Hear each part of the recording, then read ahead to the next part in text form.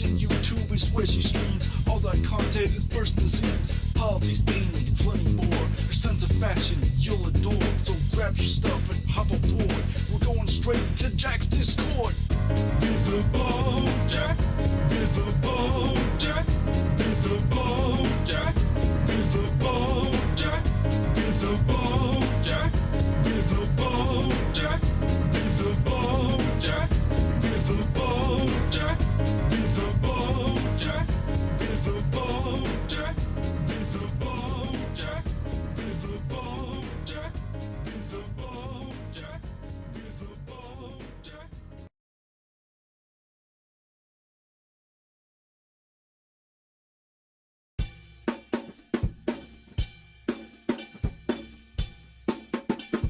Tonight, we made history.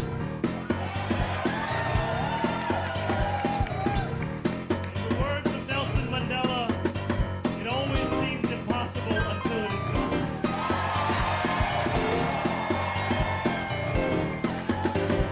My friends, we have done it.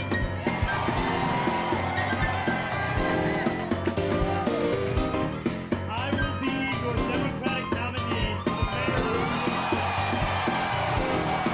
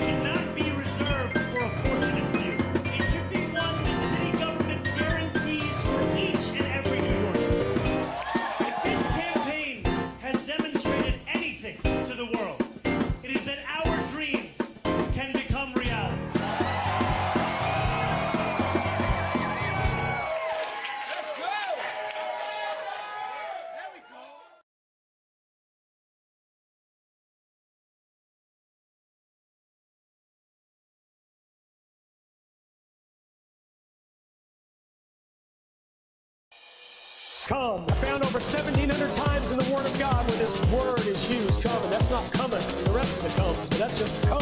Preaching my heart out for 45 minutes to an hour on that one word, come. And it was one of our Lord's favorite words. Come unto me, come and drink, come and dine. Jesus said, come, come. And it goes on and on and on and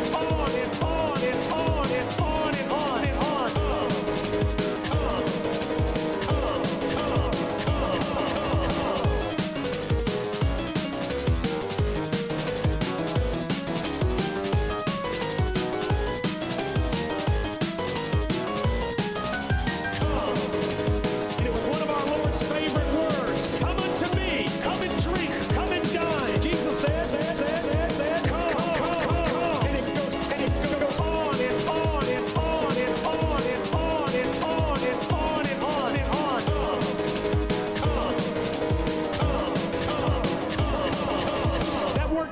Universal in its application. Come! What did Jesus say to his disciples? Come! There's no room for discussion, friend. Guess what? Come! Come. It commands obedience. Come!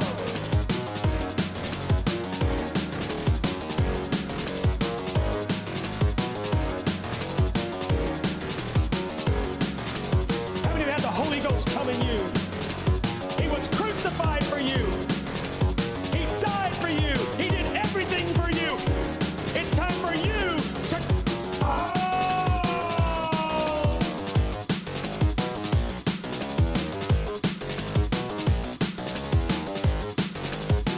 On that one word, come.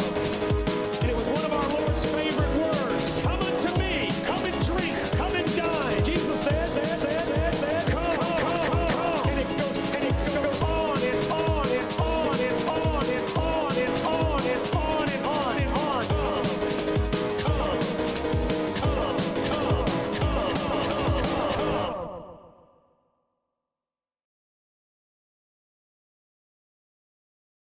Hello, everybody. Hello. Welcome, Raiders. Even before the stream started. Welcome, Lux Progressive Raiders. Hope you had a good stream. Welcome, folks. Hello, Ashley J. Curtis. Thank you for helping to invent the internet. Hello, Gamer G. Hello, Fighting Hobbit. Love to hear that you are turning up to your local Democratic meeting tomorrow. Let's go! Radicalize those folks. Hello, Quantum Mechanic. Hello, what? Hello, Superjet Guy. Hello, Bastion. Hello, Nine-Tailed Witch. Hello, the Andromeda Archives. Hello, Levi Tuker. Hello, Micah. Hello, Erica. Hello, Comic Girl 2018. Hello, WJ Adam 024. Hello, Liz Galahad. Hello, Zolta. Hello, Tea Leaf.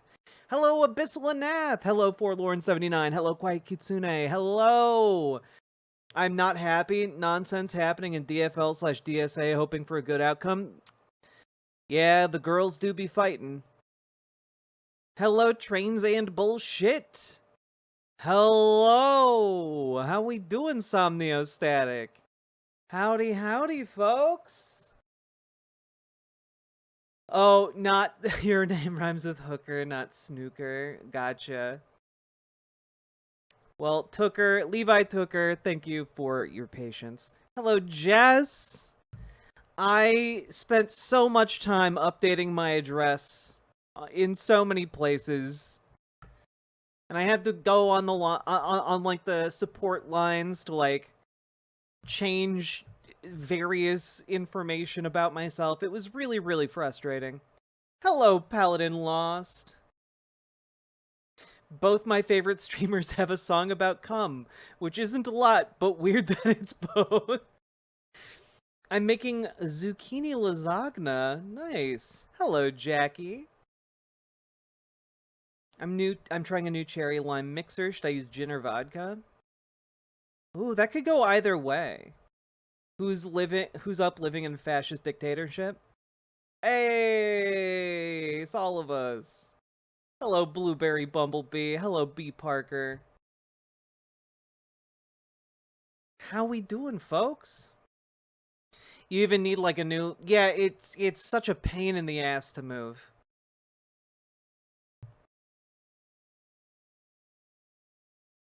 gin and vodka, the worst combo.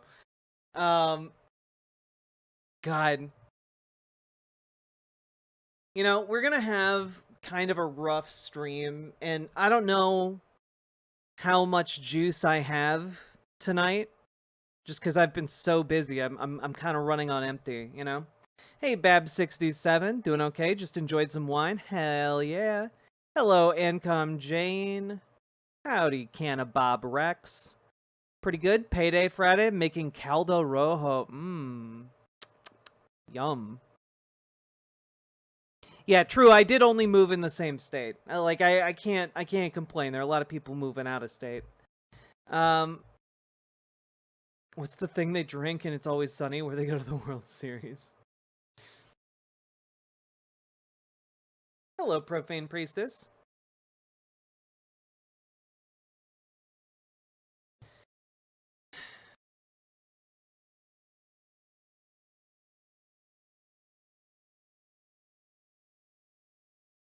What the fuck to do? Indeed. What's the fuck to do? So, you know, I'm just going to open up stream with a bit of an unconventional non-segment, but I thought this would be pretty funny. All right? So, for those of you who don't know, Laura Loomer gave a deposition. And it's really, really bizarre, and I figure I'm going to voice act. I'm going to do my best to voice act a little bit of this for you guys, okay? And I'm just going to read it verbatim, and I think that might be fun. This is from, oh god, what? Page 339 of this deposition, I believe. So this is going to be my question voice. Just my normal talking. Maybe I'll make it like kind of a nerd, like excuse me. I'm gonna do that voice. And for the answer, I'm just gonna do. I can't do Laura Loomer's voice. It's batshit. I'll do my best. Oh god, that was my water. It's fine. Everything's okay. Exhibit 30. She was upset. She was jealous. Exhibit 30 is your response to her. Can you read that aloud to me? Hey, Marjorie. Remember when you destroyed your family so you could have sex with a Zangief cosplayer? Tell me again how you and the Arby's in your pants. Yeah, that was widely reported. I mean, that's why she got divorced, and that divorce records. No. Read the tweet. Are representatives of the GOP, you couldn't even run your own family. Don't tell me how to run my free speech. Okay, so when you, but you're not showing the screenshot. It's like intentionally blurred out. I don't know why you blur it out, but it showed a document where somebody who she had an affair with showed text messages of her having an affair, and it was well documented. It was in text messages, and it's the reason why she ended up getting divorced from her husband, Perry, who I know. Because when, at the time, during my campaign, they were married, and they came to my event, and it's well known, and she's even admitted to it, that they got divorced because of her marital infidelity, so... Right. Can you explain to me what it means? But I don't understand why you blurred it out. It's blurred out! Can you explain... Objection. Relevancy. Can you explain to me what it means to say to her, the Arby's in her pants? Arby's sells roast beef. Right. Can you tell me why were you talking about the Arby's in her pants? Well, it's just an expression. What is the expression trying to convey? It conveys the reason why she got a divorce by her own admission. Because she has roast beef in her pants. Yeah. She'd put roast beef in her pants. That's what you're trying to say here. You're literally saying she put Arby's in her pants. I'm saying she literally, it's so ridiculous. I'm saying she literally put Arby's in her pants. Yes. Objection. Relevancy. You're not making a slur about her? No. You're literally saying she put an Arby's sandwich in her pants? Is that right? Yes. That's correct. That is correct. Why are you laughing? Because I just think it's so funny. What is your basis for saying she put Arby's in her pants? I just think it's so funny. I just think it's so funny. What is your basis for saying she put Arby's in her pants? She carries roast beef in her pockets. What is your basis for saying she put roast beef in her pockets and in her pants? Objection, relevancy, harassment. Because I know she likes roast beef. So, what is your basis for saying she had Arby's in her pants? Because I know she likes to eat at Arby's. And she likes to put it in her pants. You know that. Yeah. She puts Arby's in her pants. Yeah, she does. Okay, if I ask Marjorie Taylor Greene, she would tell you that she puts Arby's in her pants. It's my best belief that she would tell you that, yes. Okay, are you making a derogatory comment about her sex life by talking about Arby's in her pants? No, no, I'm talking about Arby's, the sandwiches. I'm talking about Arby's. I'm a very direct person. If I was making a derogatory comment, I would have said it. I just think it's funny because I feel like you would understand if you actually hadn't blurred the photo, but it's blurred. We did not blur the photo. There may have been some kind of copy editor, but we'll get you a better copy of it, if that's right. That is just 2 pages of transcription from this from this deposition, and it's utterly and completely insane. Like, imagine you passed the bar, you've gone to law school, you've spent sleepless nights studying our legal system, and you get thrown into this case, and you have to depose Laura Loomer. And it's just all about Laura Loomer and Marjorie Taylor Greene fighting. Wait, that wasn't a bit? Eddie666, I cannot stress to you how much that was not a bit. That was verbatim the deposition text. That was verbatim the deposition text. Okay?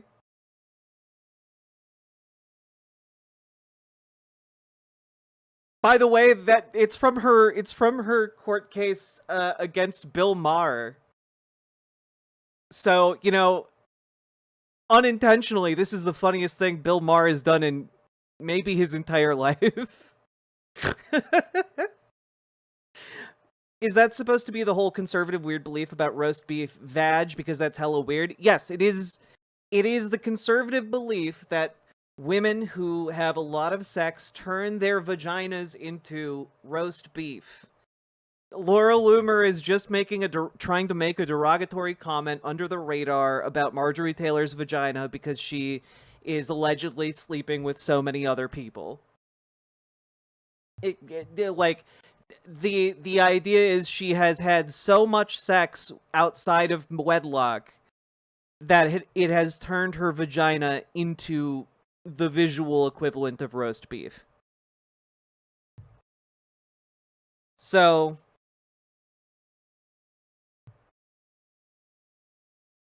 that's is this the same girl who's fucked Trump? Allegedly, yes. Yes. It's just hundreds of pages of that, like a couple hours of deposition. Truly the dumbest time to be alive, isn't it? Do you feel Laura Loomer fits the profile of a yandere? You know, I could answer that, or I could tell you to do whatever kind of chemical you need to purge that thought from your mind. Why describe it as Arby's? Arby's is gross. That's the point. She's calling Marjorie Taylor Greene's vagina gross as fuck. That's what she's saying.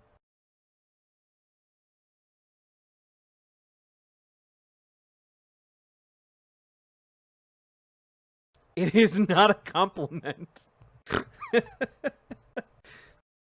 So you're saying she literally put a Arby's roast beef sandwich in her pants? God. Wait, do they believe sex within wedlock keeps a vagina pristine? Mithril Mist, somehow, yes. That is her testimony under oath? That is her testimony under oath. Well, she's giving a deposition, so maybe it's not under oath. I'm not entirely sure about the legal framing of depositions. I'm gonna assume yes. None of those words are in the Quran. Oh, also, folks, true to my word, I'm carrying over our sub goal from yesterday. If you guys hit 100 subs, we will watch Heavens to Betsy 2, which should have just been called Heavens to Betsy. But there you go. Marjorie Taylor Greene has a vagina? Yes. My understanding is yes.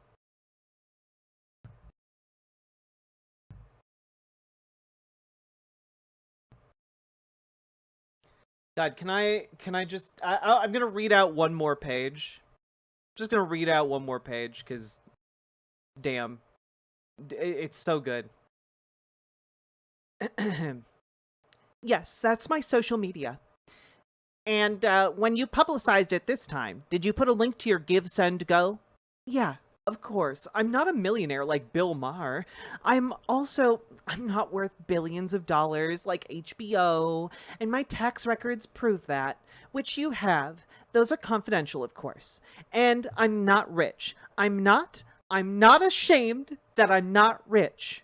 I'm just going to interject here and say, somebody who is not ashamed that they're not rich probably wouldn't say that they're not ashamed about not being rich several times during a deposition. But, you know, I am not a wealthy woman, and I have a lot of supporters, and people know in this country that there's lawfare, weaponized lawfare, in what your law firm specializes in. You represent the biggest Trump haters. You recently had to settle with President Trump. You represented George Stephanopoulos in the defamation case. You falsely accused the president of being a rapist, I believe, right? That's your firm. Me?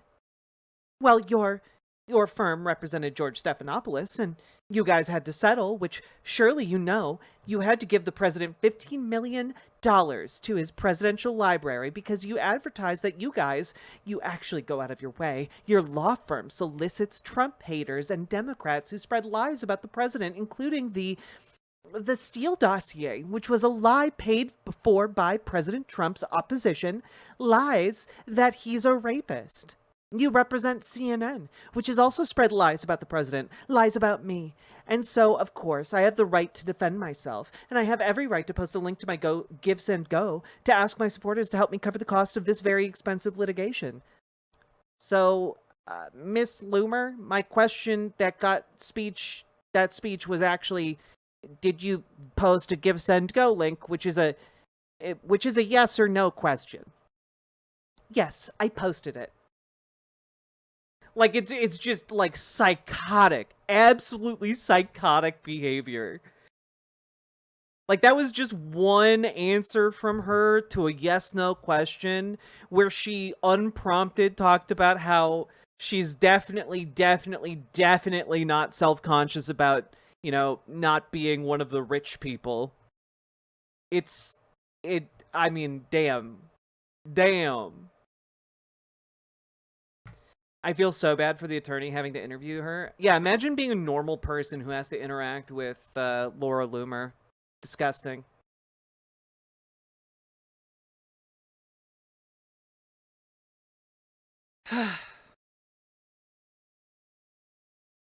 Anyway, it's all very funny stuff.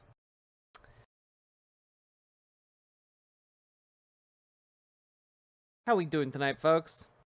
Air Betsy, 7th inning Finch. Hello, Alex Markel. How we all doing, folks? Bad? That's fair, Rhyme Jack. Imagine the nightmares you have after looking through her face for hours. Like...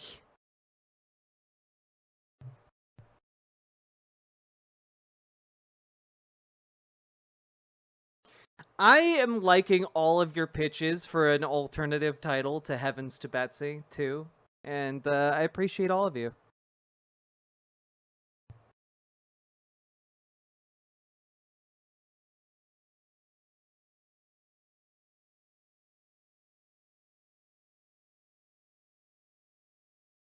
Yeah, like, I have no dog in this fight between Bill Maher and Laura Loomer. I like them fighting. Oh, doing okay-ish. Recorded all the instruments from my next release and got the majority of the mixing done. Now the horrible fun of doing vocals eventually. Riffs no leads. That sounds great. Good job. Heavens to Betsy, Book of the Damned. Hello, Andrew S. How we doing? Do you think Laura Loomer's plastic surgeon did that to her for a joke after the consult? Hey, Volturret. In your August 27th tweet, you stated that Representative Green was ratchet. Are you referring to some sort of tool function Representative Green is capable of doing? Oh, also, Salmon Moose sent me this while we were, we were offline the other day. And I figured I would share this with you guys. Because it's absolutely terrifying and I hate it.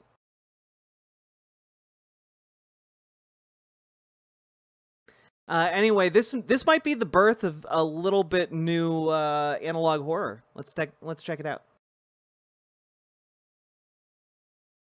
Wonderful to know that believing in Jesus means we get to go to the happiest place ever? Heaven is full of joy and love. But if someone doesn't believe, even if they just don't know yet, well, they might just miss out. Even the littlest ones need to know. Or else who knows where they could end up.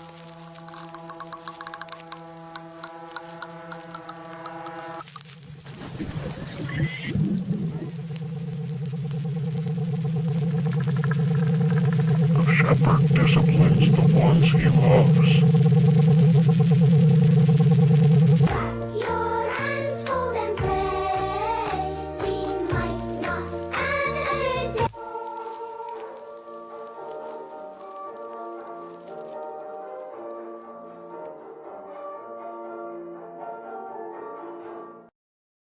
So, I do not know if this content creator, Kyle Parnell, is going to revisit this or not. I would absolutely sit down and watch, like, I don't know, 10 to 15 episodes of 10 to 15 minutes apiece of this. But it's really good. Apparently all animated in Blender. Looked great, you know? I did think that this was related to the Mandela catalog, and I did have to check, and sadly, I don't think it is. I don't think it is, but, that wasn't just your experience in church. I mean, it is kind of. Like, I think that's part of why I gravitate to analog horror that deals with that type of subject matter, because, like, that's what I grew up with. And, like, it's kind of fun how it plays with the various ways I was traumatized. You know? Like, it makes it almost more manageable, you know? In my head, anyway. Yeah, Angel Hair was great. Mandela Catalog is great. I need to check out Midwest Gothic.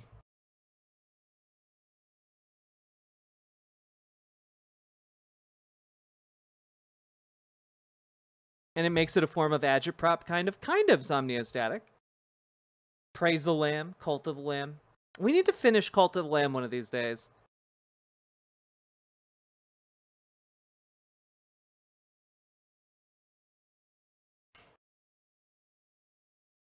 I'm just broaching my Left Behind trauma in therapy. Yeah. Yeah, folks, push the button. Click the button. Like, comment, and subscribe. Do the things. What's your favorite letter of the alphabet? I need to know. That's a hard question. I really like capitalized Q's. I think they're fun.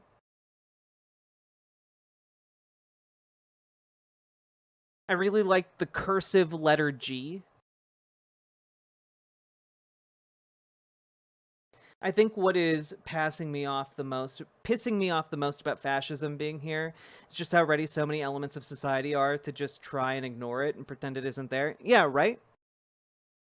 Like, I feel a bit bad because there is a part of me, and I acknowledge it. I don't want to talk about this. I want to play video games and, like, have a night to chill, but, like, you know, we'll talk about it. We'll try and be constructive. And, you know, maybe we'll play games later, but I am disappointed in the number of institutions that are completely and utterly uninterested in actually fighting fascism, you know? Or playing cover for fascism, you know? Like, I'm so frustrated with the mainstream media for how it is constantly... And I think this might be my biggest peeve, my biggest grievance with mainstream media is treating Republicans these days as if they are operating in good faith. Donald Trump isn't operating in good faith. We've known that for a decade. Republicans in leadership right now aren't operating in good faith. We've known that for a decade. Maybe even 15, 20 years. All that matters right now is raw power, and, like, a lot of the media is just kind of like, well, you know, is he gonna do it? Is he not? Who can say? And it's just like, no, we know. We already fucking know.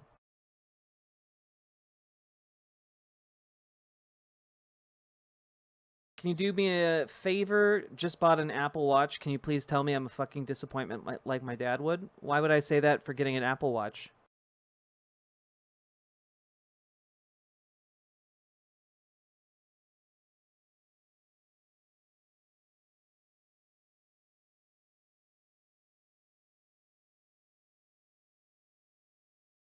Feels like something really bad is about to happen, like bad in comparison to all this. Yeah, that's kind of where I'm at, Firecrafted Gaming. It feels like we are in kind of you know how the air gets, like, still and kind of full feeling right before a storm is about to hit? That's how I feel. You love when I Photoshop things, so I did that? What is this?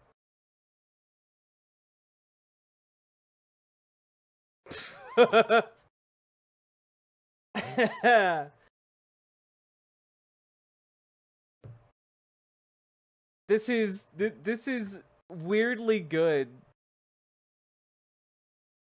This is weirdly good, Paladin. Angelic to the core, Betsy Feldman. The worst of both worlds, indeed.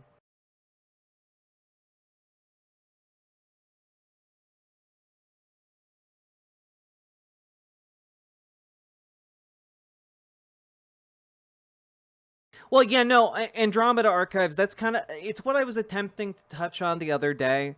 The redistricting stuff, the census stuff, those are existential to the Republic. Those are things that can very, in a very tangible, real sense, rip apart the Republic, you know? You can even see it in like the plan to like double down and gerrymander like red states, gerrymander blue states. If that happens, like that's just another step towards, you know, irreconcilable differences, we'll say.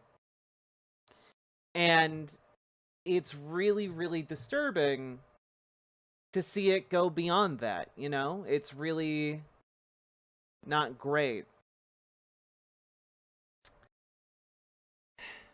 The census thing is Trump flailing, but it works in conjunction with the redistricting threats. The redistricting threats are far more tangible, but understand that if the red states had their way, Donald Trump would be able to do another census. It is another component of the radicalization engine that is trying to shatter the Democratic Republic. You know? Some Democrats are waking up and sounding like radical socialists. It's like that one person said it's not left versus moderate, it's anti-fascist populist front versus collaborators. I mean, yeah, that's kind of where we're at, you know? That at least that's how I view where we're at right now. And out of that movement, out of a movement of like anti-fascist populists, I think we can maybe salvage a positive outcome from all this, but that requires all of us working together, you know? As somebody who's been through some bad storms this summer, I know that feeling disgustingly well. Yeah, I'm sorry to hear that, Gina P. One time I was at my grandparents' and there was a storm coming. We saw this wall of rain coming towards us across the fields. It's a beautiful sight. What scares me is how many friends recognize what is happening but want to keep their heads down and survive. I mean, that's an understandable reaction. But also, like, we need a lot more. We need a lot more right now. Juliana, thank you for the 10 gifted subs over on Twitch. Thank you so much. If you want some good vibes, lots of residents in DC were clowning on the feds just standing around and wasting taxpayer money. Yeah, I mean, best case scenario, that's basically all this is, right? Like, best case scenario, it demoralizes like the military apparatus. It is revealed as like the pointless, stupid endeavor it is, and then everyone goes home, you know?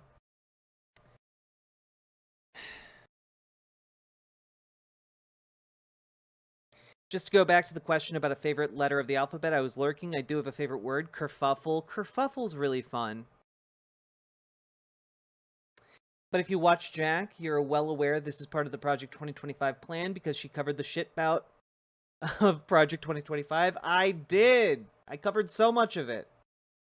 I was, again, and I said this so many times in the lead up to the 2024 election, we were rapidly running out of off-ramps. And it really sucks that we wound up in Hellville, you know?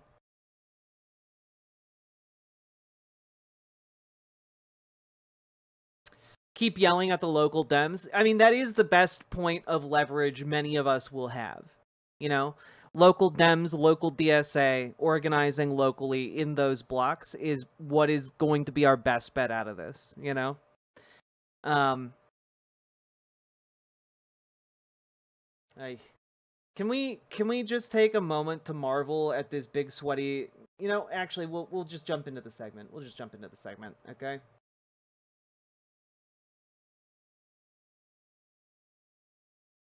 Oh, Rachel P., we actually watched that clip yesterday while making fun of Fem Shapiro.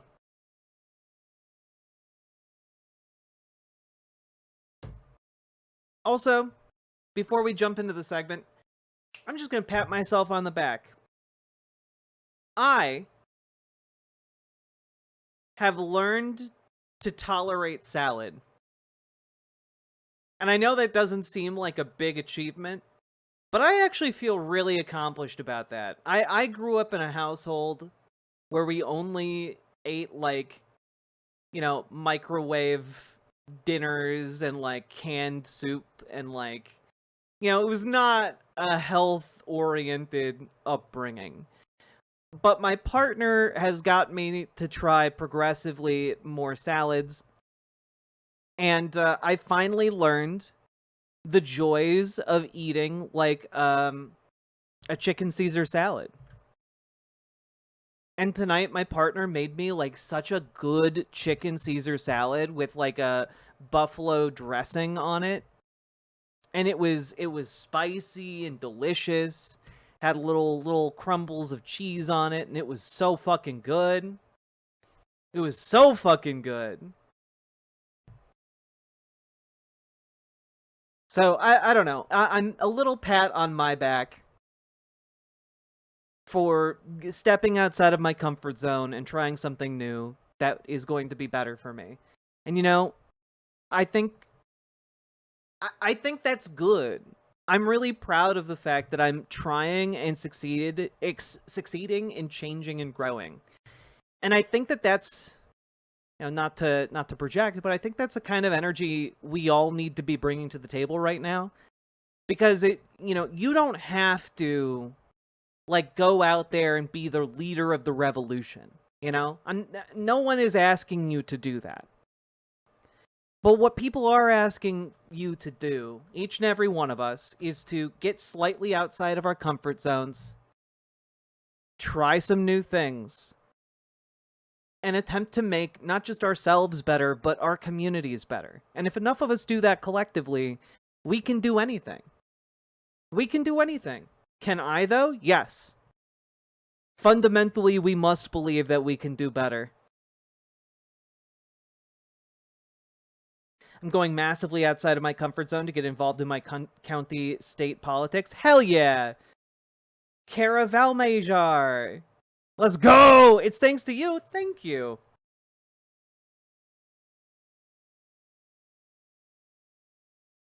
Add in some lentils and Brussels sprouts. Look, I'm gonna do one thing at a time. My next goal is to conquer cucumbers. So far, I have conquered beans. Like 2 years ago, I did not eat beans. Now I eat beans. You got to get on the dense bean salad train. High protein, high fiber, and delicious AF. True Lily Love stuff. I'm in the process. But I learned to like salad because it was a huge texture thing for me. And now hello, I'm Crispy working Lettuce, on CEO cucumbers. of Big Salad here. I am happy to announce our new partnership with Riverboat Jack. We think this will be a very lucrative partnership going forward. Eat a salad today. Hell yeah. Knifeiest duck. Oh, sorry. Crispy Lettuce. Thank you for the $5 sponsorship. Lily Love Stuff. Thank you for the $5 dono as well. But yeah, I've been making like my own black beans, and damn, black Cuban beans, phenomenal. And now I like a little bit of that roughage, that lettuce. How many characters does the Riverboat Jack canon have? I don't know. We really need like a Riverboat Jack wiki. Yeah, Winky Mink. Cobb salad is another one that I would like to get in on. That sounds good. That sounds accessible to me. Also, Van Briggs. I just learned how to make horchata and salted rosemary short R bread. Amazing.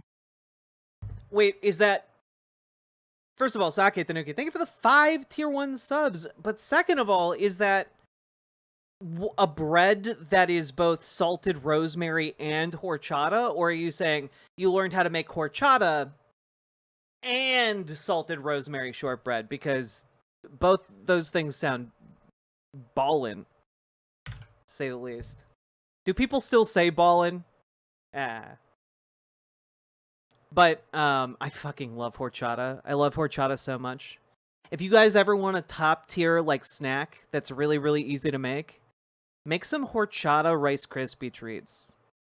It's so fucking good. INB4 Oak Buddy Jack. Each is separate. Each is separate. Okay, cool. Sake Tanuki, thank you for the 5 tier 1 subs to clarify. God.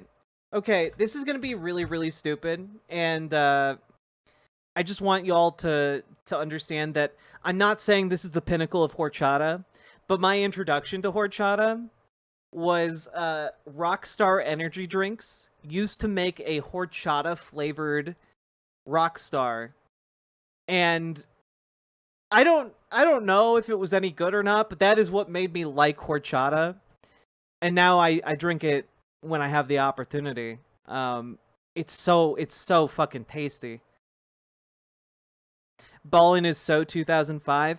Yeah, I know, but I'm old, guys. I'm old. I'm aged. Every day I get more decrepit. Cop salad equals salad with shredded pork. Damn. I struggle with beans. I hate it. My big thing, Astral Sea Star, season your beans. That helped me so fucking much. Like, slow cook your beans until they are squishy as hell, and The then horchata spice them to Rockstar hell was and good. back. The can just looked bleak. You were going to wake up missing a kidney in a bathtub filled with ice. It really did look like that, Lilies. Like, it really did. Hi, Tasty Meat here, Oh, CEO no. of Big Meat. Why not shove some of our big tasty meat products into that salad? Remember, you don't make friends with salad, but you make lifelong connection with Big Meat. Oh, trains and bullshit. Was that what Marjorie Taylor Greene was doing with the Arby's sandwich in her pants? I see. Trains and bullshit. Thank you for the $5 dono. Oh god. I wonder how long. I couldn't possibly read the entire Laura Loomer deposition, right? Like, that would take forever. It would be. I would have a lot of fun with it, though. Internet makes me feel ancient for being in my late 30s. Welcome to the club. Horchata Rockstar sounds like some asterisk energy. See, Sake Tanuki, one would assume that Horchata Rockstar had like bitch energy, but the can was so god awful designed. Like the graphic design of the Horchata Rockstar.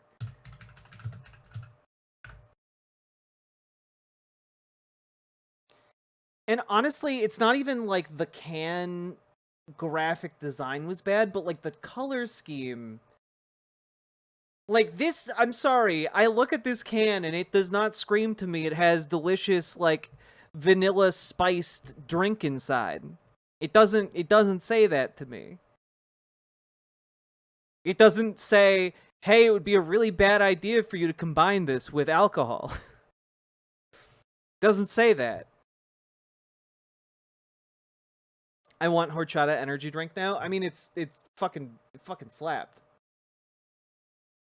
A dairy beverage? Yeah, it had like dairy in it. It's probably why they stopped making it. A rum chata situation? Exactly this one. It looks like it should be designated a hate group by the SPLC. Damn. It says Four Loko to me, pretty much. Yeah. What kind of dairy? It's like a whole milk with like spiced vanilla, cinnamon, etc. It's really, really good. Yeah, small moth.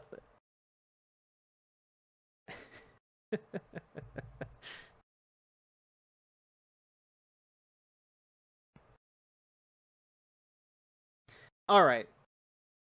Let's talk about it. Let's talk about fascism. It's time. All right. Whew. So folks, there is a guy named Donald Trump. And as we talked about a couple days ago, he has issued emergency orders to assemble the National Guard and the military and the federal agencies to swarm Washington, D.C. to put an end to the massive crime wave that has been sweeping the country's capital. With the small problem of there is no massive crime wave sweeping the nation's capital, and it is in fact at some of the lowest rates of crime that have been in Washington, D.C. since the 1960s, i.e. since, you know, a large number of you have been alive. Like, it's like, bottoming out, okay? Yeah, like, Somniostatic, on the whole, it's at, like, a 30-year low, but in terms of, like, violent crime, it's at, like, a 60-year low, okay? And this is a big problem for the Trump administration, so predictably, they have basically been putting out there, the entire Trump PR apparatus have been putting out there that, oh, all of the official numbers you're seeing, they're all lies. Including from the FBI from just this year when Donald Trump was in charge of the FBI. It's all just lies. Don't pay attention to it, okay? Don't pay attention to the numbers that the Trump administration are putting out because they're all lies. And all of the numbers prior to that are lies because Donald Trump said so. And to me, there is really nothing that epitomizes our fascist moment quite so much as that, right? It is, don't believe any of the empirical information that we have collected and put out there year after year after year about crime stats. Don't believe any of that. Don't believe the crime stats from Donald Trump's first time in office. Don't believe the crime stats now. Just believe the word of the dictator. You know, this is fascism. The anti-intellectualism, the anti-empiricism, the opposition to verifiable fact is a hallmark of fascism. It is one of the biggest ones, in fact. Again, for those of you who want like a full rundown of Donald Trump and fascism along the 14 points of fascism as laid out by Umberto Eco, and you don't feel like reading, I have actually done an entire video where I read it. Are we going to ignore the fact that Trump turning the Rose Garden into a concrete slab means he literally paved paradise and put up a parking lot? No, like literally. Literally, though. He did. Crime stats bottoming out so hard that even I am looking at them like, hey, maybe slow down a bit. Because I am a bottom. That is the joke. BWA. Yeah, also, Saki Nanuki, thank you for the 2 tier 1 subs. Knifey is stuck, thank you for the $5 dono. But I read through the entire essay that Umberto Eco wrote titled Fascism, which is his attempt to nail down a coherent definition of fascism, because it's by its nature, a very slippery ideology. And a number of these core tenets, in fact, every single one, Donald Trump checks off. Okay? And unfortunately, a lot of people aren't going to go and read that essay because y'all just aren't going to do that. So I read it to you guys. You can go watch that video, and I read it to you verbatim and provide additional commentary. Okay? So go check out that video. I swear it's good. Okay? And that being said, I know a lot of people are like, oh man, I never thought fascism would be this stupid, except that that's exactly what fascism is. Like, the illusion of power and organization and it's all just projection. It's not real. You know, the Nazis were incompetent, like, bullshit artists. They were all morons. You know, they were being run by guys who thought they were the reincarnated spirits from, like, the Middle Ages. They were run by people who, like, thought that they could just, like, transmute themselves into, like, a superior race via, like, the magic of eugenics and spiritualism. Okay? Like, these guys were not hinged to reality. they were quite literally the opposite of that. And like the superstition, the mass adoption of superstition by the Nazis is also something that is largely replicated in every fascist movement. You know, it is a power play, because if the state is the only entity that controls actual facts, actual information, that is a form of power. And so those on the inside, in ever decreasing circles, are the only ones with actual real information. And at a certain point, they get that, like, the spigot of facts gets turned off and they just make up their own reality. Okay?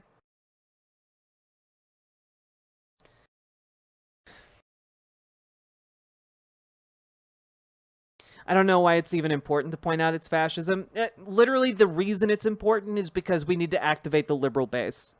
Because the large majority of people in this country are liberals, and they need to understand what is happening in a language that actually spurs them to some kind of action. So the reason I point it out is not because you guys don't necessarily know that it's fascism, it's that it is a useful rhetorical trick for us to point out that it is fascism, you know? And my goal here is to galvanize enough people, or at the very least more people, into taking action, into joining their DSA, into showing up at any kind of local organizing event that exists, whether it's Indivisible, No Kings, their local Democrats, their DSA, their Working Families Party, as long as it is doing something and organizing people together. Like, we need to activate this corner of the base. And pointing it out, I think, is really, really useful. Hello, Lucy Hayes. Thank you very, very much for the raid. We've got to make the libs lib out. Like, I don't know. I've never seen liberals this activated about politics before. And we need that to happen.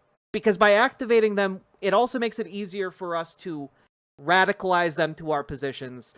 And it increases the likelihood that we are actually going to be able to weather this fascist storm.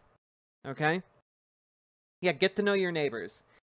But I mention how stupid it all is because, well, it's self-serving on their part, but also they can't really avoid how stupid it is because their main guy, the leader of their cult of personality, is this guy. What a boxer's body was. So they brought him one, and I won't tell you who it was, but it was a big name, but the chest wasn't exactly what you need.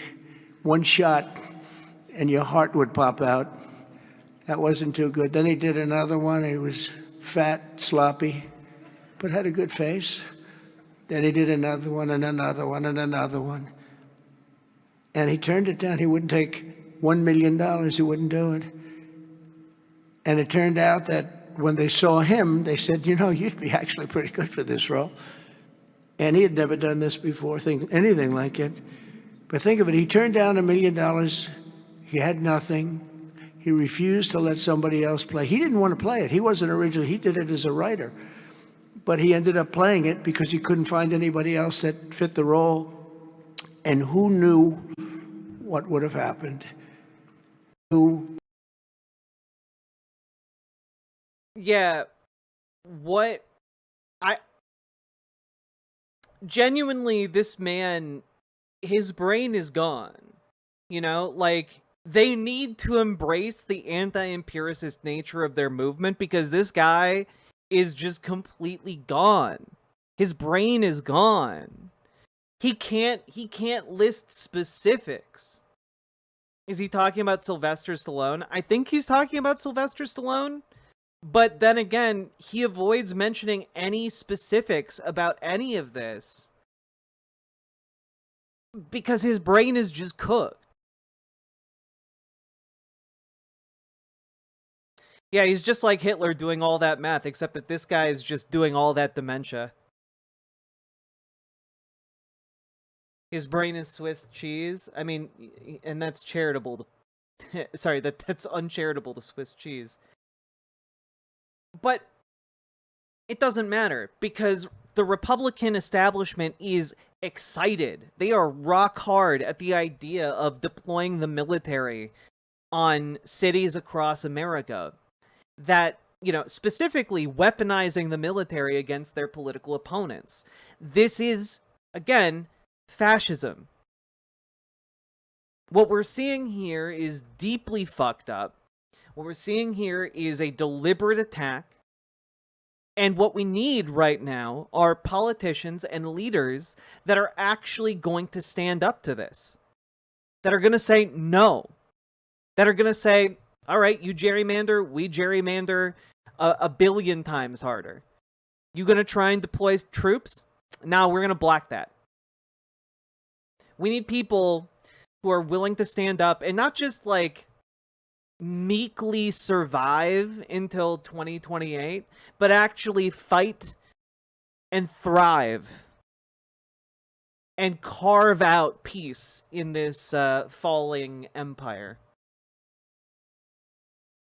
And you know, the people who are naysaying this is really the liberal administration in these cities. If you look at the people who matter, the law enforcement, the police union, the people who matter, the police, not you know, citizens, but the police in D.C. is supporting what the president is doing, which tells you that they acknowledge there's a problem. They are welcoming this support. And I think we need to take our streets back, especially in our nation's capital. So I applaud the president for taking bold action. Hopefully.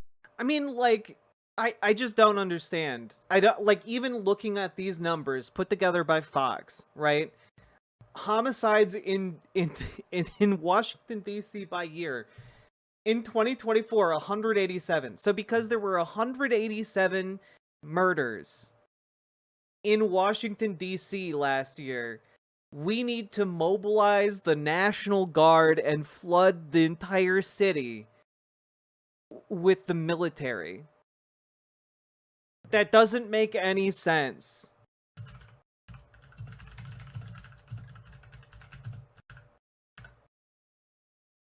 Can we just, like, take a look here?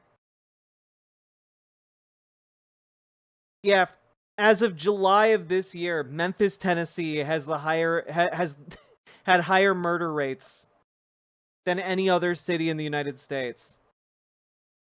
But, you know, we're weirdly not deploying the military to Memphis, Tennessee. Nor should we, by the way. The police are more than adequate to the task. But this guy, right? And this guy is a congressman, is just giddy at the idea. Hopefully, this is a harbinger of what we see in Yeah, it's a harbinger of what we're gonna see. Not a harbinger, a harbinger. I hate these people. I hate every aspect about them. These liberally run cities across the country that have crime problems and have a problem with us just not enforcing our laws. I mean, it's a really simple thing. Enforce the laws. Make our streets safe again. So you think that's why crime has gotten so bad in Washington, because there's no enforcement of the laws? I think that's exactly the problem. Yeah. They haven't been enforcing it. You know, we've got, you know, this lackadaisical, you know, thought on actually, you know, dealing with these problems. And you see it across the country, and especially. We aren't chopping off hands anymore when someone steals something, and that's leading to a rise in crime. Except that that's not actually the case. Especially in cities that have liberal administrations, they're just not enforcing the law. Homeless problems, crime problems, drug problems, and we need to send in the troops. All of which, by the way, are worse in red states. Weirdly. They never mention this about their own constituents, but... Which is exactly what we're doing. And, you know... I hate these people. It's a real harbinger of a fish. Yeah. But we need to give a little bit of an update on what is happening here, because despite how completely cooked Donald Trump's brain is... in that press conference, he did say something that is incredibly disturbing. The presence of National Guard troops is expanding in Washington, D.C., as President Trump is urging Congress to pass a crime bill and also extend his federal takeover of the Washington, D.C. Police Department. So we're going to need a crime bill that we're going to be putting in, and it's going to pertain initially to D.C. It's almost... Every time the Trump admin speak, they should be relentlessly mocked, to the point they can't even speak. Fascists hate being mocked and humiliated. I know! Like, this guy claps like a seal with his hand gestures, but no one ever points out. No one's ever like, why do you do that with your hands? It looks weird. No one's ever like, hey man, insert basic follow-up question. I really just want journalists to make fun of this man en masse. I want mockery, I want humiliation, and I want this man to be asked actual follow-up questions. We're going to use it as a very positive example, and we're going to be asking for extensions on that. Ask him if he's had any sex with children. Like, ask him blunt, stupid questions that operate on his level, okay? He isn't going to be able to respond to anything that's sophisticated. He's just going to bullshit his way out of that. I know Chuck Schumer has a plan. He's been talking with the Baileys for over 40 years. Yeah, look. Chuck Schumer, I've gotten reports that Chuck Schumer has disappeared into a bunker with his two friends, the Baileys. I've heard that he's trying to set up a swinger party for them, and everyone is invited. But no one's shown up yet.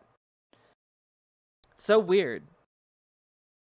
Anyway, Saki Tanuki, thank you for the 2 tier 1 subs. I appreciate you very, very much. Long-term extensions, because you can't have 30 days. Yeah, they're, So remember the other day, folks? Imagine if media had a heart and spine like Ms. Rachel. I got emotional this morning watching the Ms. Rachel segment on Democracy Now! Side note, Indivisible had over 20,000 in their meeting today. Hell yeah, Andrew S. Also, thank you for the $10 super chat. Very much appreciated. And yes, Miss Rachel has more integrity in, like, her pinky toe than the entirety of the Trump administration combined. Like, she is... I was very unfamiliar with her game prior to all of what has transpired, but she is our generation's Mr. Rogers. Like, what a good egg, you know?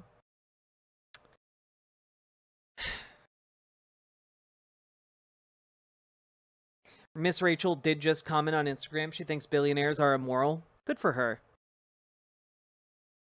Going to do this very quickly, but we're going to want extensions. I don't want to call national emergency. If I have to, I will. Yeah, so that's, remember how the other day I was like, well, we'll see how this plays out a little bit because, you know, here is legally what he can do. And I'm just going to lay that out again, right? Real quick.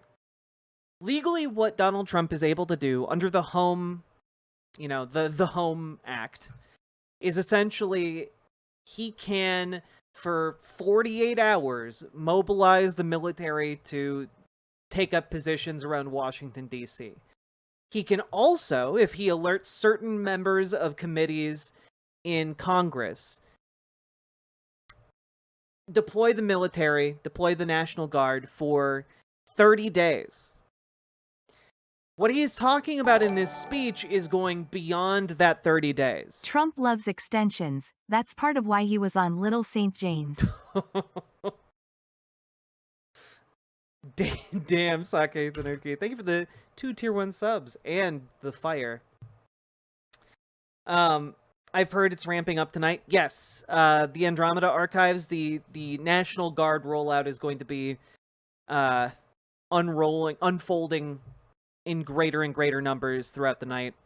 But Donald Trump here is now talking about getting Congress to try and okay an extended occupation of Washington, D.C., the nation's capital. And that requires action from Congress. So what he's going to try and do, and I am unsure at this moment whether it requires 50 votes or 60 votes. I'm hoping it requires 60 votes in the Senate in order to get that extension. If it does, then this is likely just a lot of bluster. If it doesn't, then we're in some pretty deep shit, because Republicans are going to be all too happy to give this guy dictatorial power over Washington, D.C. Okay? And it's a scary precipice to look upon, you know? Now, there's an additional wrinkle here. Not an additional wrinkle, but there's an additional badness brewing, which is that there are plans for a rapid deployment strike force to liberal cities. Again, this would require congressional action. Do you think Trump will give Russia an out on Monday during the Alaska meeting? I cannot believe we are about to host the world's biggest terrorist on our soil. It is truly a denigration of our country that Putin is allowed to visit. Abzu, thank you for the $10 super chat. I don't know how that meeting is going to go on Monday. My assumption is that it is going to be an attempt. Trump is going to come out of that with an attempt to strong arm Ukraine into like giving up. And Ukraine isn't going to do that. So I don't know that anything productive is going to happen here, other than Russia is going to be able to, and by Russia I mean Putin, is going to be able to extort more favors out of Donald Trump. That's it. That's it. You know?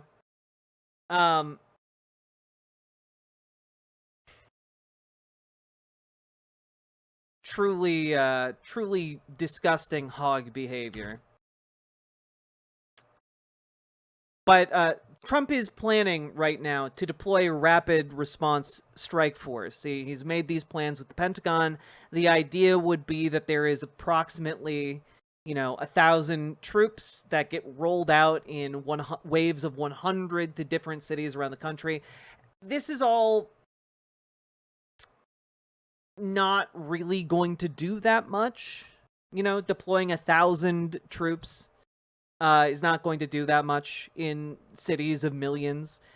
That being said, it lays the logistical apparatus, the mechanisms for flooding a deployment with even more troops, right? It's just a show of force. I mean, that's my read on it. I hope people greet Putin with Ukrainian flags. It is my read, Lucrota, that a lot of this is posturing. A lot of this is designed to make us afraid. A lot of this is designed to, put on a show of power. But ultimately, it is a display of how weak Donald Trump's position actually is. So, again, while there is a lot of projection, as is the case with the Trump administration in basically all things, it is not as strong as it appears. It is an expanding balloon that is meant to terrify us. Like a moth that, flaps its wings open and it has a scary face. But it's actually just, a fucking moth. That's what's happening right here.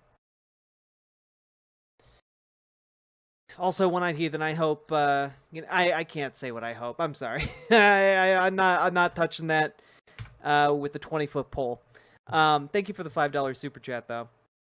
Yeah, it's all a paper tiger. And so, do not let this dissuade you from organizing, but be able to point out to your liberal friends and family what this is, what is happening, right? And yeah, shoot bang, that maybe I'm full of cope. I don't know. But my take on this is I think we have to see how Congress goes. If 60 votes are required for, the National Guard to remain deployed in DC, then this is all going to be posturing. If they manage to get the votes to make this indefinite, then we're in a very different situation.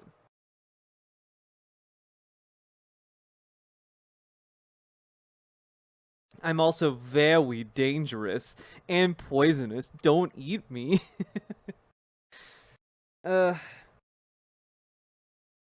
Jack, it isn't working. He's tanking his popularity with his base. I mean, I want to see a persistent decline. I want him to hit like a 20% popularity rating.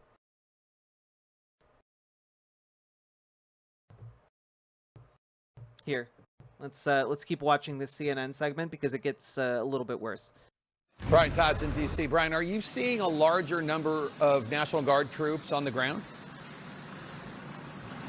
We are seeing a larger staging presence here, Jake, and we are told by a White House official that starting tonight there will be a significantly larger... Oh, sorry, not the Home Act. The Home Rule Act, Super Jet Guy. That's my bad. National Guard presence on the streets of Washington, D.C. As I mentioned, this is a major staging area. My photojournalist Andrew Smith and I will kind of go down this fence line here and show you what you're looking at. This is the National Park Police facility in the Anacostia section of Washington, D.C. You can see National Guard armored Humvees right here. We are told that guardsmen and other federal agents have been staging from here for the last couple of nights. You can see Metropolitan Washington police vehicles here. We have seen FBI personnel coming in with Kevlar vests and weapons, and one taking a rifle out of his vehicle. Now, the National Guardsmen, we're told, will not be carrying firearms on their person, but they will have them in their vehicles ready if need be. You can also see kind of a command control center over there where those temporary communication stanchions are, and you can see some personnel gathering over there. We have seen several jurisdictions represented here, including the Capitol Police, the Metro Transit Police, again, the FBI, and others. Now, according to a White House official, Jake, there were 43 total arrests last night in the district. That official saying that was double the number from the previous night, and significantly, the official told us that with those 43 arrests last night, the total number of arrests as of last night surpassed more than 100 since this operation began last Thursday, August 7th. Now, among those arrests were one for homicide, 33 firearms violations, 7 narcotics-related charges, and several other... Okay, I just looked it up. It appears that if they want to extend the Home Rule Act, it would take 60 votes to invoke cloture and end the debate and move to the final vote, meaning that Democrats in the Senate would be able to stop a vote even if the Republican majority wanted to vote. So my take on this is that this is a non-starter. I think that in 30 days this goes away unless we see some absolutely extraordinary and unprecedented action against members of Congress. I mean, I have very, very, very low opinions of Hakeem Jeffries and Chuck Schumer, but I don't think even they would just hand over control of Washington, D.C. indefinitely to Donald Trump.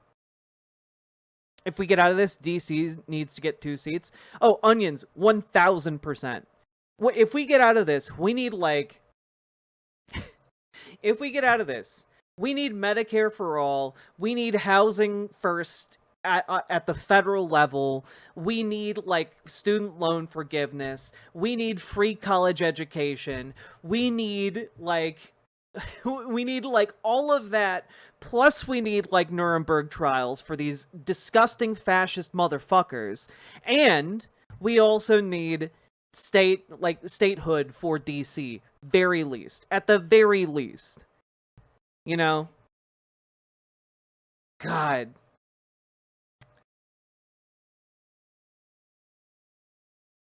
Did you get your name from sailing? At the risk of sounding parasocial, just wondering, from one trained sailor to another. No, I actually got my name from when I worked at a summer camp. I worked at a summer camp for 2 years, and like I introduced myself to like the leadership of the camp, and one of them was like, "Oh, Jack. We were going to name our son Jack, but then my old aunt, she told me, oh, don't you name him Jack. everyone will think of Riverboat Jack, the gambler. And, like, all of the fellow counselors and I, like, looked at each other and were like, who the fuck is Riverboat Jack? And we tried to figure that out later, but there's literally no reference to a Riverboat Jack, the gambler anywhere on the internet. So, then all of my coworkers called me Riverboat Jack. So, that is the origin of my name, and I like it, and that's what it is. Hopefully that answers your question, Cool Trainer.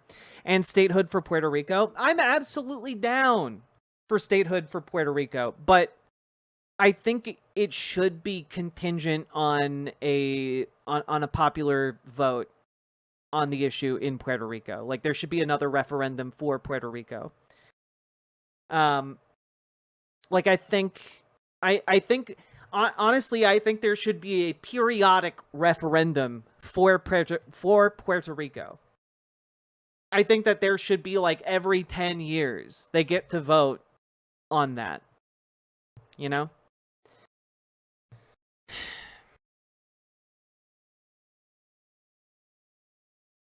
Puerto Rico keeps voting down statehood. Massive Republican funding against it keeps happening. Yeah, I mean, I would... Personally, I would love if Puerto Rico got statehood. They'd be able to declare bankruptcy and would stop being owned by, like, corporate ghouls that keep going down there and buying out, like, the people who live there. But I also am very aware that there is a colonial relationship between Puerto Rico and the United States, and I would really like the people of Puerto Rico to have that self-determination. Do you think Chuck Schumer's that stupid? No. At least I hope not. Donald might use the threat of him giving Alaska back to Russia to force Canada's hand. I don't think Donald Trump is going to give up Alaska. Oh, is Iron Mouse Puerto Rican? I had no idea. Cool. Give that choice to Hawaii while we're at it, too. Absolutely.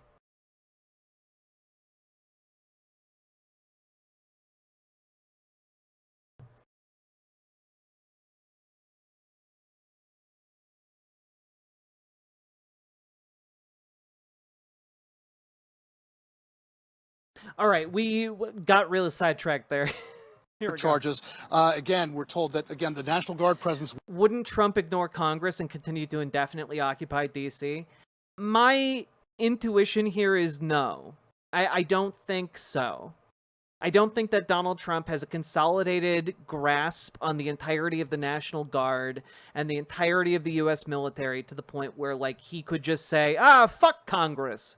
We're going to keep these National Guardsmen sitting around doing nothing around D.C. for the next 90 days. Let's go. Like, I don't think that's gonna fly. None of the people who are being deployed here view this as their jobs. Will be significantly larger tonight. The White House official who we spoke to said... Man, a lot of you guys like Iron Mouse. I know nothing about Iron Mouse, but from what little I've seen, they seem delightful. The National Guard, though, will not be arresting people. They are here to make the environment safer for other officers, and we're going to see what the task force comes up with tonight. We've been fanning out with them for the last couple of nights, and again, National Guardsmen will be making themselves much more present, at least visibly, here in Washington tonight. The White House says the number of National Guard troops... No, I'm not in D.C. ...in Washington, D.C. is expected to expand this evening as President Trump's federal takeover of the city's police force enters its third day. The White House added that the National Guard overnight presence will expand to 24/7. This after U.S. Attorney for the District of Columbia, Janine... Like, look at all these jackasses just walking around doing jack shit. Oh, they arrested 34 people. Oh, so an average night of policing in Washington, D.C.? Congrats. Pira went on Fox to highlight the number of arrests made in D.C. last night. There were 43 arrests. And sorry, 43, not 34. My bad. We seized 7 handguns, and every night it's something else. But this is a message that we're not... U.S. Attorney for Washington, D.C., Janine Pirro, is insane to me. How? Like, how? How? Going to tolerate crime. CNN's Kristen Holmes is at the White House for us right now. Kristen, today President Trump said he's going to ask Congress to extend this federal takeover beyond 30 days. Yeah, that's right, Jake. I mean, first he actually said that if there's a national emergency, he doesn't have to go through Congress. Now, he and his team both know that would require a lot of legal hurdles, I mean, defining national emergency in this case. Then he quickly said that after 30 days, he does plan on bringing this to Congress. So it appears that this would go much longer than many originally thought, particularly that includes Mayor Muriel Bowser, who seemed to think that there was an end time cap on this, and President Trump himself. I mean, there is. Like, in the law, there is a time cap on this. Doesn't seem to think that that is the case. Now, here's what he said about this ramping up of federal law enforcement presence in D.C. We're going to fight crime. That's a good thing. Already they're saying, he's a dictator. The place is going to hell, and we've got to stop it. So instead of saying he's a... You know, that there is something really funny about this, where it seems to genuinely make him upset to be called a dictator. Oh, they're already saying he's a dictator. Instead of saying he's a dictator, why don't you call me, like, I don't know, a savior? Dictator, they should say, we're going to join him and make Washington safe. Now, and a couple things to note here, Jake. I mean, we heard President Trump also talking about essentially that this was a test period to look at other cities as well, like Chicago, like New York. What does this actually... Except that, like, you can't federalize the police of those cities like you can with Washington, D.C.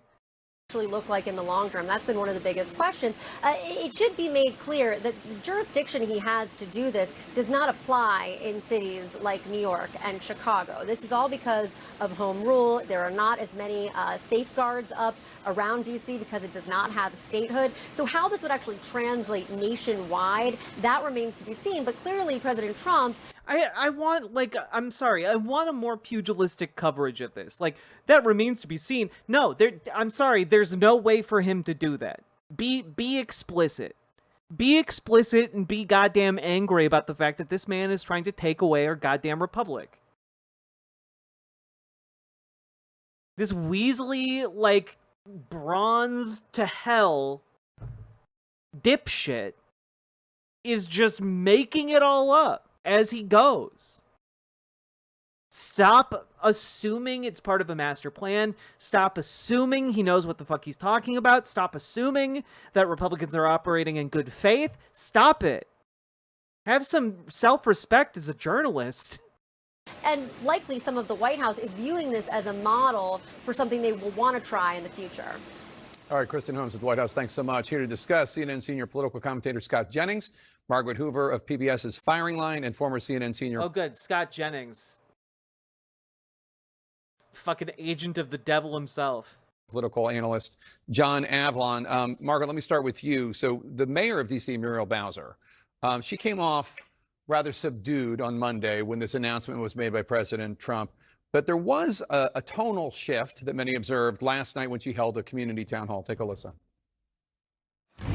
We all need to do what we can in our space, in our lane, to protect our city. How can they smile as if this is standard? Yeah, the normalization of a fascist maneuver is really bizarre to me.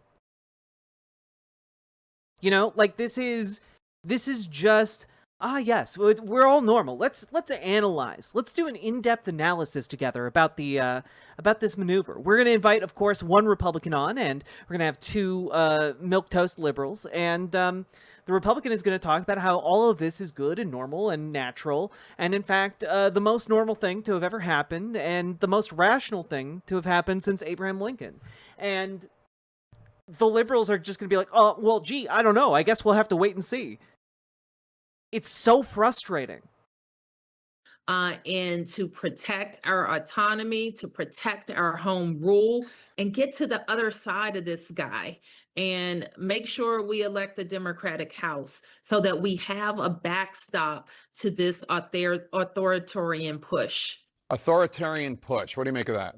Well, of course she feels that way as the mayor of her city. She believes she has jurisdiction over her city, except for that she sort of doesn't, right? This is why the president has authority to send in the National Guard to her city. Look, she has... Yeah, almost like we should have DC statehood. Almost like we should have DC statehood so that, you know, the president can't do this. Two audiences. She has the audience of her local leadership in Washington, D.C., but she is also... You know, there's a total shift between that and also between her saying, actually, we'll take all the help we can get because we do want security in the city, and if we have extra resources, how can we deploy these resources? God, this is the audio quality of CNN these days.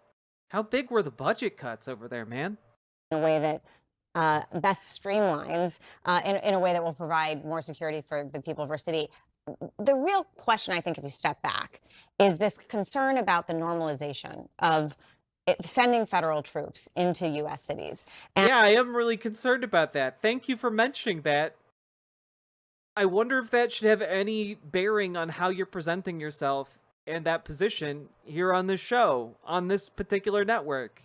And most Americans, when they see these images, can become desensitized to these images of a president sending troops into American cities. He has authority to do this here. He doesn't have authority to do it in Chicago or in New York. And people, I think, all of us should be concerned about checks and balances, and a president who is... Genuinely, Vodka Vision, I'm right there with you. If you feel like you are responsible enough to own a gun, like, I don't blame you for choosing now to go and make that purchase and join orgs and organize with folks in your local community. Very eager to send federal troops into American cities. So, John, one of the things that I hear from Democrats is, you know, crime in D.C. is on the downswing. It's the city's doing better. Here's what President Trump had to say about that. Take a listen. The numbers are worse than they ever are. Don't let anyone tell you they're not. And the whole statistical charts that they made, the whole thing is a rigged deal. Where are you getting your information from then? If all of the information you're putting out there and your administration is putting out there, where are you getting your information from? They got rid of the guy because he didn't want to do the numbers the way they wanted to, and they put their own numbers out. They said it's the best in 20 What are you talking about? Your FBI put out the most recent numbers. years. No, it's the worst in 20 years. Now, I believe what President Trump was talking about, there was a report in the local NBC in D.C. about a D.C. police commander who was suspended in May of this year after the police union alleged that he was manipulating data to make it appear that violent crime in his area of the city, which I think was like the Adams Morgan area, had fallen more than it actually had. Liberals, Democrats often are suspicious of police numbers, but it's interesting because in this instance, they are citing them. Do you know what I mean? Well, I mean, it's important we have a fact-based debate. Right. And I'm a tough on crime guy, you know, worked for Rudy Giuliani back when he was mayor. But this is something very different, right? First of all, the idea that he's calling out the importance of a number, someone should, you know, have him call the Bureau of Labor Statistics where he just canned someone for telling the truth. You want to pass a tough on crime bill? Pass a tough on crime bill. Give cities more resources to combat crime. But don't just... I hate this show. Go ahead and try to normalize using federal troops in U.S. cities. And that's the slippery slope we're on right now. Well, what about that idea? What about the idea that this is, even if one supports this effort, it's a Band-Aid, right? It's not like hiring 500 additional cops in D.C. And I think they do have a staffing shortage in the D.C. Police Department. They need to fix that. I don't know what's authoritarian about putting some extra eyes and ears on the street. Well, what could be authoritarian about, I don't know, like, first of all, I love how he's like, what could possibly be authoritarian about spying on the populace? Why, there's nothing authoritarian about the Gestapo. They were just walking around getting information from, good neighborly folks. Just walking down the street in plain clothes. Just some extra eyes and ears. You know, nothing wrong about that. Like... First of all, just on the face of it, right? Second of all, yeah, what could possibly be fascist about deploying the military to seize the nation's capital? What could be authoritarian about that? Nothing wrong with a soldier standing on every street corner ready to shoot anyone who steps out of line. Nothing bad about that. Why, nothing wrong with that. What, don't you like safe streets? I love safe streets too. I love being able to drive down my side of the street and there's not another car in sight because everyone's too afraid to go outside. Nothing wrong with that. Getting criminals off the street to keep people from being murdered and carjacked. Nobody in their right mind believes Washington, D.C. is safe. And to say, Yo! being murdered and carjacked. Nobody in their right mind. Sandwich Man! Let's go! Believes Washington, D.C. is safe. And to say the president's trying to... No, did they catch Sandwich Man? Oh, that's so sad. That is so sad. I thought he was gonna get away. Ugh. Justice for Sandwich Guy. Help us keep people from getting murdered and carjacked, and we have to stop this authoritarian push. I mean, it's just sort of ridiculous rhetoric. These Democrats don't know what to do with themselves. Every time Donald Trump tries to do something, they reflexively feel the need to oppose it without thinking through the political implications for themselves. You think Democrats are taking the bait? Well, I think they're acting like idiots here. The city is crime-ridden. I saw a guy get murdered in Union Station in February. At 4 in the afternoon. You guys, I was there. I was holding the bloody knife. And you know what? Not anyone stopped me. It was the first time I felt anything for years. I saw the body hit the floor at the bottom of the escalator on the 2nd floor. And so everybody who visits there, everybody who lives there knows it's a serious problem. You have extra eyes and ears. They've arrested criminals. They're getting illegal guns off the street. People feel safer. Tourists feel safer. What is the problem? Margaret? I mean, I'm sorry. The tourists who are coming... Yeah, all of the tourists who are coming here en masse these days. All of the tourists are going to feel so safe seeing a military occupation of the capital of the United States, while routinely these days people are being disappeared for even, like, approaching the border. Like... Here's a story about a Washington State... No, why? Anyway, a Washington State employee stopped at the Canadian border and held by ICE in Texas. Basically, a Washington employee of the state went to go drop off her kids and was arrested by ICE near the Canadian border, sent to Texas, and then held there for weeks. Cool stuff. Yeah, why wouldn't someone want to come here? Oh, hey, from 12 hours ago in Mother Jones, teen with disabilities detained by ICE outside school in Los Angeles. A 15-year-old boy with disabilities was detained by the United States Immigration and Customs Enforcement outside of Los Angeles Unified School District High School at 9:30 a.m. while he was registering for classes. The boy was placed in handcuffs, and he was only released after both school staff and the Los Angeles Police Department intervened. They, like, the LAPD saw this happen and said, nah, actually, that is pretty beyond the pale. Do you have any idea what has to happen for the LAPD to give a shit about, like, law breaking? That's crazy. That's crazy.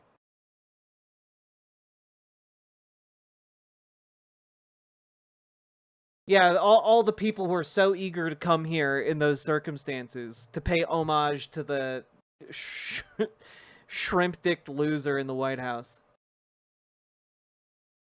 The problem is, look, it's a series. There's you and I both know it's not that Washington and sending National Guard troops into Washington is legally permissible. And it would be completely different if he had sent troops into New York City, for example. And the issue is that he's normalizing. Or LA, for another example. This for American eyes and ears, and making it seem like, oh, look, there's a crime problem. We'll just send the military. Because there is a slippery slope problem, Scott. You and I both know that. I mean, we come from a conservative pedigree that really respects checks and balances, that respects the military. Oh, so all three of these people are conservatives. Thanks, CNN. Military's lane and civil societies and police's lane, and there are ways to secure a city. You and I both know that. Like we all watched Rudy Giuliani turn a city around. Could do it. It would be great. Oh my God, we all watched Rudy Giuliani turn a city around with his stop and frisk policies that targeted African Americans disproportionately and violated their rights routinely. But he turned the city around, everybody. Clearly, it was a result of his harsh authoritarian policies and not, you know, an economy doing better and, like, grassroots organizing, seeking to pull the city up out of the muck for decades. I agree. They can't get it right in Chicago. They can't get it right. Decline in the United States, except for Donald Trump's first term. Well, but but like the urban policies in many of these cities have been failing. But the answer isn't to send the military. I love, again, this is who CNN gets. This is who CNN gets. The liberal policies of these cities have been failing. We literally saw record crime drops. We're seeing record crime drops across the country right now in those wretched hives of scum and villainy run by, you know, Democrats. God, I hate these people. Mainstream media is effectively dead in terms of, like, its ability to push back or speak truth to power. You send the military and you think that's normal? We're going to have a lot of problems down there. Anyway, like, comment, and subscribe. And consider dropping those subs and donos, folks, because at the very least, I'm not gonna bullshit you, like these unapologetic cretins. God,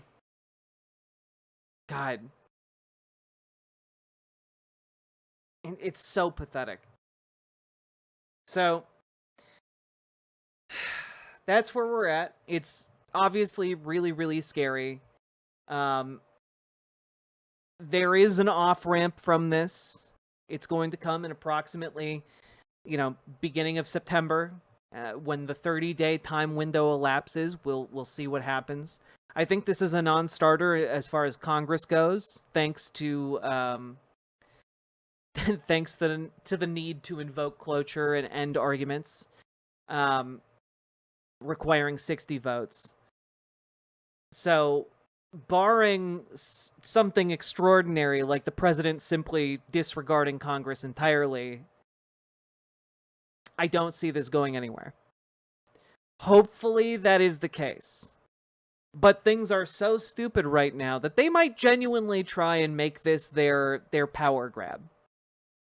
And that is a very sobering thought.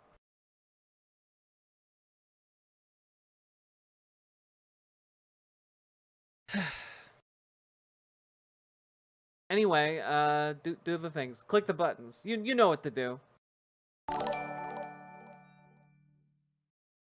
Let's look at Baltimore and how well they're doing with crime, and you can now see the bottom of the Inner Harbor and safety swim in it too. The city is thriving. Lily Lovestuff, thank you for the $5 dono.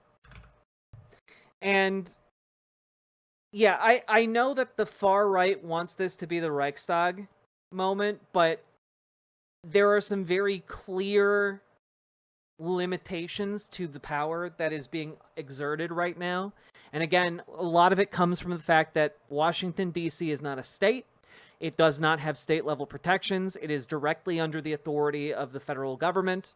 And so, and as a result, Donald Trump can invoke the Home Rule Act in order to federalize the D.C. police and take control of the city. But he can only do that for 30 days, barring action by Congress. This is not a maneuver that is possible to do in like a state. So my hope is that there is this is just bluster. It's fascist bluster. It has the potential to be really, really scary. I think it's too early to freak out about that.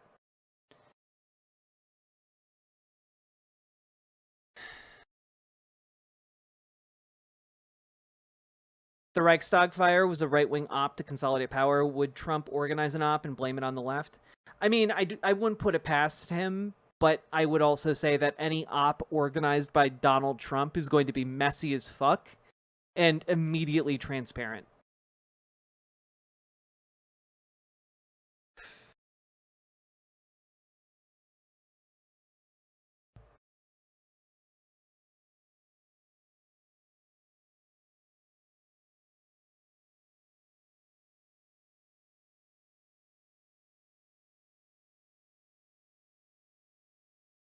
I don't think we're taking back the House and Senate. Let's get real for a second. I mean, any of the numbers we see, like, even if we're like, oh, Texas gerrymanders or whatever, even if all red states gerrymander, if all blue states do the same, Democrats win Congress, you know? If things are on track as they are right now, again, we watched a town hall just the other day in one of the deepest red districts of California, and people turned out en masse to just nonstop boo their congressional representative during their town hall just a couple days ago. I do not think any of this, or any of the things that Donald Trump is going to do from now until 2026, I do not think he is going to expand his base of support. As tariffs clamp around us like a vice, as the increasingly unnecessary or obviously unnecessary occupations continue, people continue to protest them, people continue to organize on the grassroots level and act. I think there is a decent chance that we are able to consolidate enough power to avert the worst case scenarios here.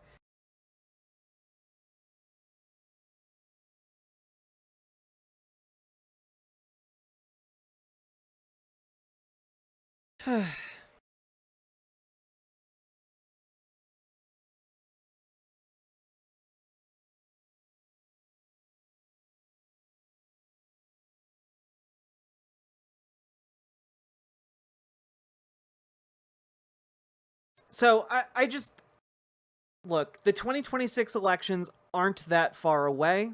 We're about a year and some change out from them. This is going to start hitting really, really hard. I do believe that. There is going to be a reckoning when it comes to the electoral calculations of Republicans. Steve Kornake had numbers out today. They're wild. I'm unaware of those numbers. Let's take a look. Oh, Kornacki. That makes a lot of sense. Thanks to Steve Kornacki, who's at the big board for us. No, this is from a month ago. What are you doing? What are you doing to me? Why are you showing this to me?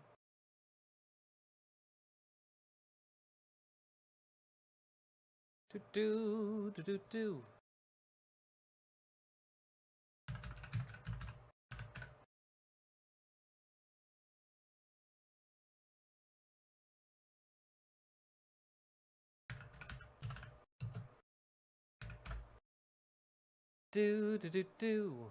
Here we go.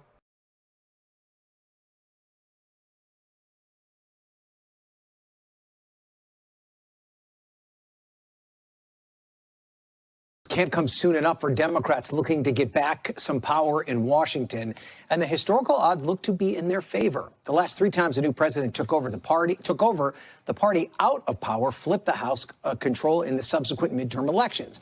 But Democrats are going to have to overcome some major headwinds as their party's brand struggles with voters. Joining me now. I will also point out that we've already had some early indications that this is going to be the case in 2026. At the big board, he is my NBC News colleague, Steve Kornacki. Steve, I'd say there's some good and bad news in recent polls for Democrats. Take us into these numbers. Yeah, Ryan, I guess the word that comes to mind is contradictory, a contradictory set of numbers here, at least on the surface. Let's show you what we mean here. So this is the image of the Democratic Party right now compared to the Republican Party. And you can see, first of all, look at this, positive for the Democrats, 22, for the Republicans, 36. This is from CNBC's latest poll. This is. Thanks, Chuck. Thanks, Hakeem. You fucks. Something that we were finding in our own NBC poll at the start of this year, the start of the second Trump term. Democrats much less popular, more unpopular than Republicans. And again, at 22% positive, 55. I don't know. The less positive people get on the Democrats, I think the more willing Democratic politicians are to play dirty. % negative. You're looking at some of the worst numbers the Democratic Party has had in terms of its image in decades. So this is about as bad as it's gotten for the Democrats. And yet, when I say contradictory numbers, this is what I mean. From this new CNBC poll, they asked about which party you'd like to see control Congress after the 26 midterms. And lo and behold, the Democrats are ahead here. They're ahead by 5 points. So the party has not been this unpopular in decades, and yet is 5 points ahead on the generic congressional ballot. Is that contradictory? Is that possible? How could that be? We'll dive inside the numbers, and this starts to give you a window into it. So first of all, we're taking a look here at Republicans. Republicans' view of their own party. This is what you normally expect. It's overwhelmingly positive. About 3 in 4 Republicans with a positive view of the Republican Party, single digits negative. There are some neutral. Now take a look at Democrats here. Totally different story. Totally atypical story. We're not used to seeing voters feel this way about their own party. Less than half of Democrats have a positive view of the Democratic Party. A majority of Democrats have either a negative or neutral view of their own party. So that's why the Democratic number is so low, so particularly low. There's dissent within the Democratic Party. But the key for Democrats right now, when you look at that generic ballot number I just showed you, is these are not voters. These voters who are dissatisfied with the Democratic Party, they're not defecting when it comes to the midterm election, at least not right now. Again, let's show you. This is the generic ballot, Democrats by 5 points. Break it down 2 ways here. These are the folks who make up the 49% who say they'd like Democrats to control Congress. Among those voters, only 44% have a positive impression of the Democratic Party, 30% negative, 26 neutral. That's a coalition that's not really for the Democrats maybe as much as it is against the Republicans. Now take a look at the other side of it, the 44% who say they want Republicans to control Congress. Again, overwhelmingly positive toward the Republicans, only 5% with a negative view. This is something we are not used to seeing, but it's an important point because we're going to be watching this generic congressional ballot over the next year plus as 26 takes shape. Democrats want to see that generic ballot stay at this level, even be higher. This is important to keep in mind. Every time you see polls showing the Democrats with... Who are they polling? Well, the polling is cited here. CNBC All-America Economic Survey from July 29th to August 3rd. You can go look at the data. If you Google that survey, you can get the data and know who they're polling. Very low popularity numbers, it doesn't necessarily mean, that's what these numbers are telling us, doesn't necessarily mean that they can't still win the House despite being incredibly unpopular. Yeah, so to break it down in a slightly different, maybe more approachable way, basically, even though most Democrats hate or are indifferent towards the Democratic Party, the majority, the largest portion of the electorate still wants Democratic control of Congress, right? And what that means is this 44% number is the Republican ceiling. Like, we pull it aside here, pull him aside here. Like, you're not going to get much more than a 16% neutral, 5% negative rating. You're at almost 80% positive favorability for Republicans as a whole, right? That 44% right there is the ceiling for how much they can get in this type of a congressional control poll, right? What we're seeing here is that Democrats could do something to become popular and reach an even higher majority. Does that make sense? In a way, this is both a depressing reminder of our current moment, but also a reminder that if Democrats actually stepped up to the moment, we can actually make that 49% a 55%, a 60%. Okay? Like, we're talking like this could massively shift. But Democrats have to try, and that's hard. That's true. That's true. I do have some additional polling that you guys might appreciate. This is coverage courtesy of City and State New York. But this is pretty great. Mamdani, however, in Sienna's first polling data about the general election for the New York City mayor, although the sample size was small, New York City voters made up only 317 voters included in the overall statewide pool for a margin of error of 6.7%.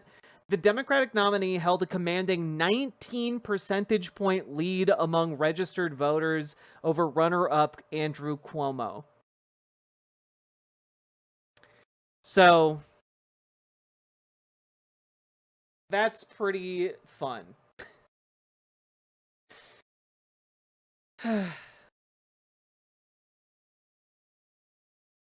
Democrats are fuming mad. Democratic leadership isn't fighting. The grassroots Dems have shifted left drastically, but not leadership.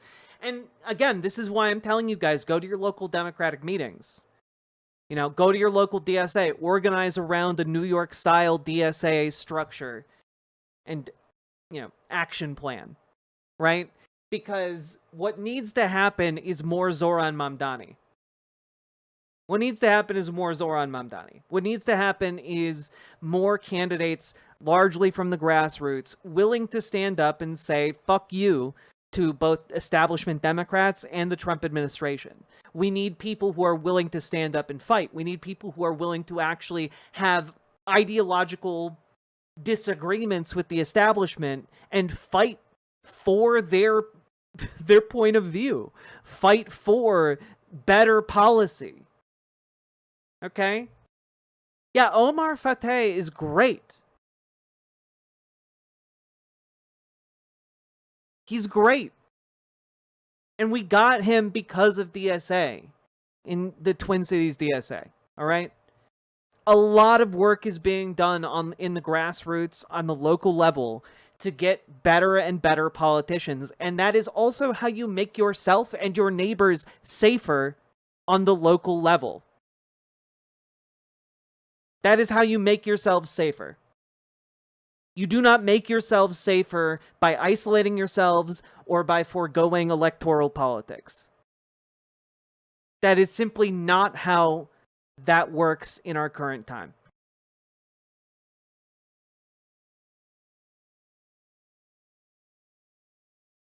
All right? Good night, Ashley J. Curtis. Get some good rest.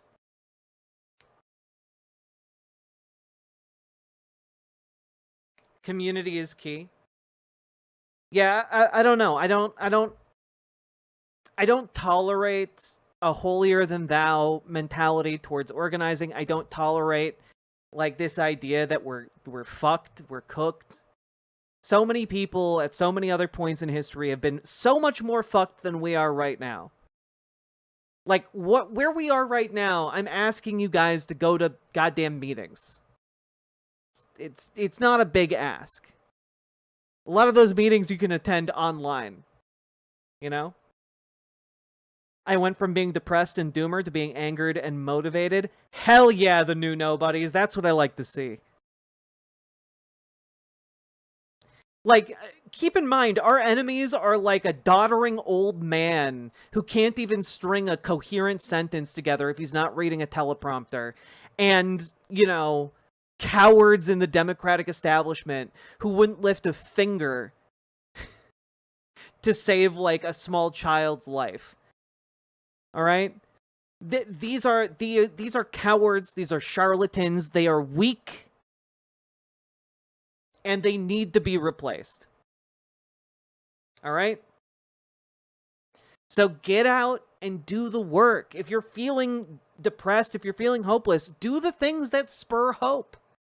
Do the things that build strength. Go to your local organizing meetings with DSA, with Working Families Party, with like your local Dems, with your local soup kitchen. I don't give a shit. But organize locally and do what you can to build up that local power that you can then and figure out a way to translate that into action on the local level. Figure out a way to translate that organizing work into going to the city council meeting and getting shit done. All right? Because you can do that. You, listening, watching right now, you can do that.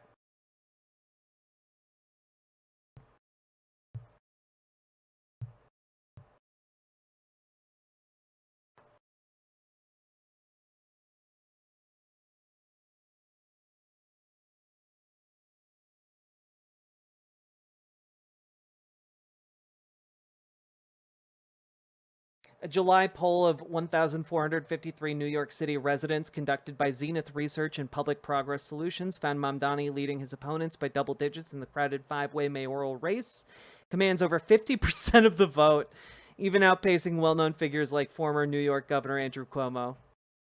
Mamdani also enjoys the backing of 85% of the young men, a level far above any other candidate. Have we discovered the Joe Rogan of the left? Crazy. Crazy. Who knew that being the Joe Rogan of the left was just not being a fucking creep and having some basic social skills while talking about socialism? Who knew? Who knew? Snacks, indeed. Every one of us has the power. Exactly, Red Bomber. You get it. With that being said, folks, ending this impromptu second segment. Let's go. God. So, folks, here we go. Like, comment, and subscribe. Do the things. Consider dropping those subs, donos, memberships, super chats, etc. Did you know Omega Mart is a place you can actually visit IRL? I have no idea what that is.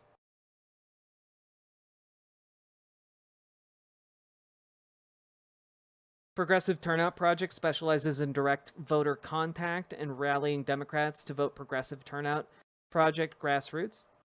Sounds cool. Keeping on.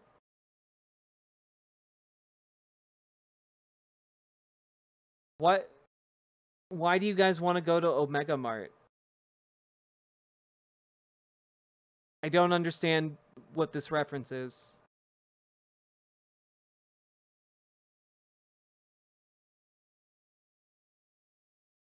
Cyrex, I think that's a really good point. I'm just going to read your comment. I view the Joe Rogan on the left as just building community again. We just forgot basic principles and have to come together as a community again. Agreed. Ivory Valentine, unfortunately, I don't have my soundboard set up yet. I will once my new studio is done. Imagine if The Onion made a fake grocery store and it's real. That's Omega Mart. Seems neat. Seems neat. I'm genuinely excited for the Heavens 2 Betsy cinematic universe. BWA. Paladin Lost, I am too, especially because they're doing a sequel where they're struggling with the ramifications of like a multiverse, which is not the direction I thought that sequel was going to go in. So I'm excited. Thank you for the 14 tier 1 subs, though.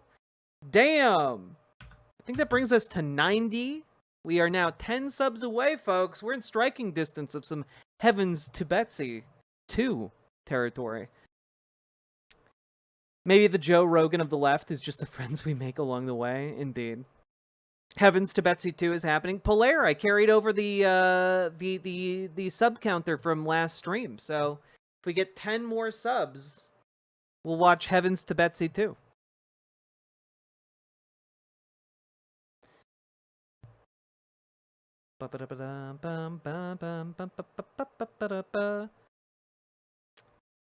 Vanguard dude said IHIP is the left Rogan. I don't know what that acronym stands for.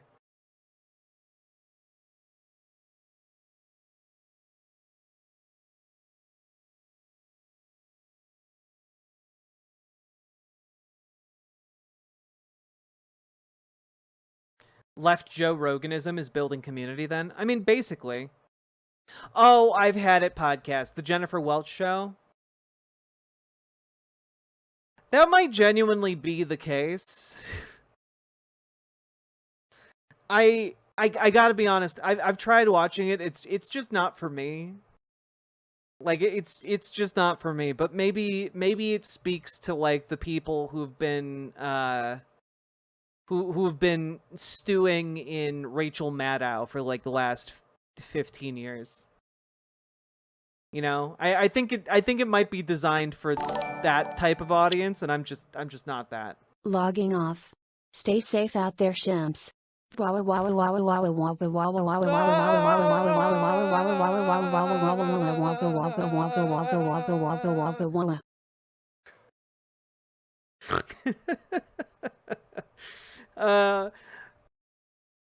Way to bring back an old school text-to-speech meme from this community.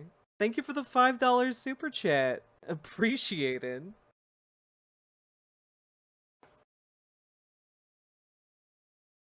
God. Seems like we've got the Dono Ghost here. The Dono Ghost amongst us. Honestly, a good podcast for helping former Nazi teens go left is The Majority Report. Yeah, like, I would say The Majority Report is what you should watch for, like, the Is Joe Dave Rogan Rubin the experience. Joe Rogan of enlightened centrism? But wah ha ha ha ha ha ha. But wah ha ha ha ha ha ha. BWA. Paladin, thank you for the BWA energy. And can Dave Rubin really be considered anything? Like, Dave Rubin is so milquetoast, even as like a virulent, hateful conservative that he's like molded himself into.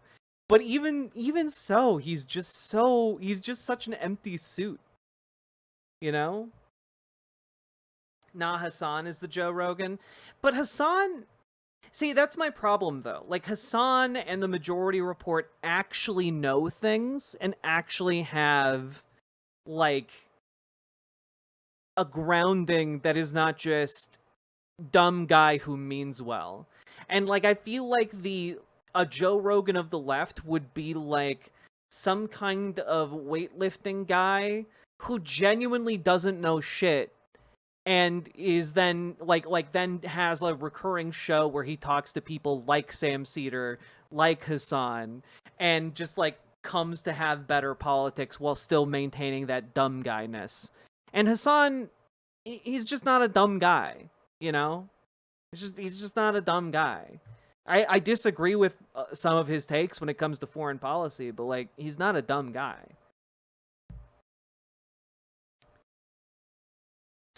You have to be extremely stupid to be on the right. The left isn't stupid. Which is why I think like the Jennifer Welch like parallel might be like about as close as we can get, you know? Like, I don't think she's stupid either, but like I do think that the libbiness of the show speaks to that core demographic base of like what you would need for a Joe Rogan of the left type. Yeah, I mean, Hassan's a bit of a himbo, but like, is he a himbo? You know? Like, I don't actually think Hassan is a himbo. I think he likes the himbo branding, but I think it's stolen valor. I think it's stolen himbo valor. He learned too much. He flew too close to the sun. And he's fallen out of the himbo vein.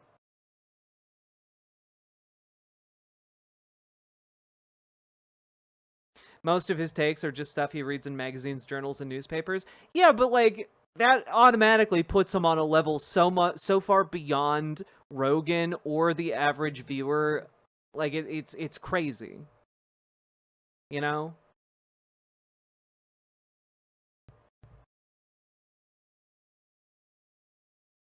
I did see Sam going full dark woke, and it was pretty funny.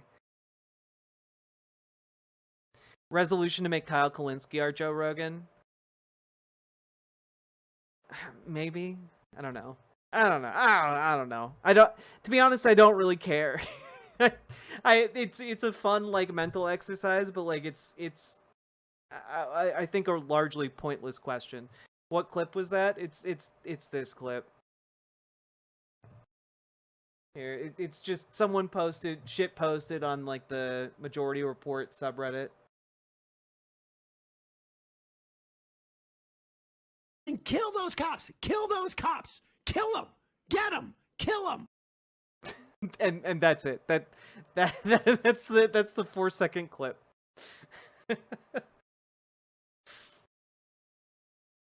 all out of context.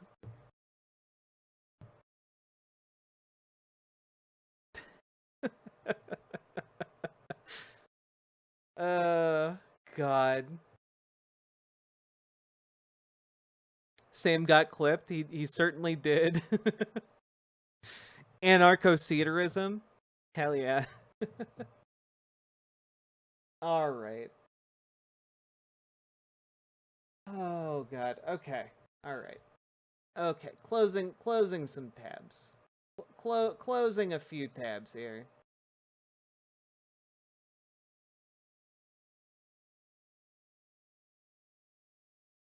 Sidarian Jihad, indeed.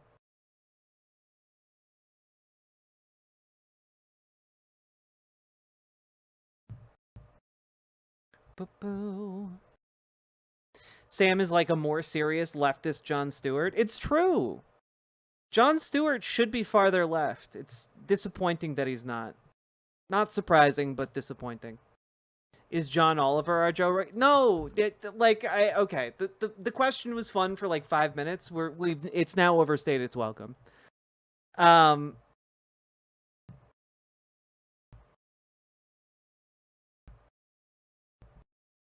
Okay. Take a look in a book, reading Rainbow.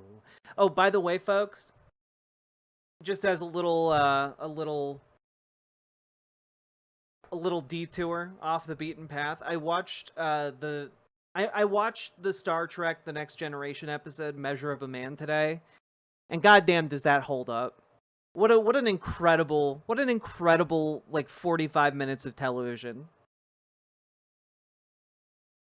Like it's so good. It's so good. Like I really enjoyed it. And it feels weirdly pertinent to where we are right now, you know? Especially the conversation Picard and the oh god, what's her name? I want to say Guinan, but I know that's not right. Guinan. There we go. The conversation Picard and Guinan have about disposable people. And it just made me think a lot about what the goals are of our current, like, fascist moment. And that is truly what is being sought, you know? Like, they seek Why is to make chat us looking for disposable. somebody else when we could just get Jack into lead paint chips and MMA, and we could have the Joe Rogan of the left, but also a hot chick? Yeah, just lace my look. If I huff enough lead paint, okay, folks, I too can become the Joe Rogan of the left. Paladin, thank you for the $5 dono and the much needed perspective shift that this chat needs. Okay, thank you. Also, chat, we are now 7 subs away from Heavens to Betsy 2. Monster Relapse.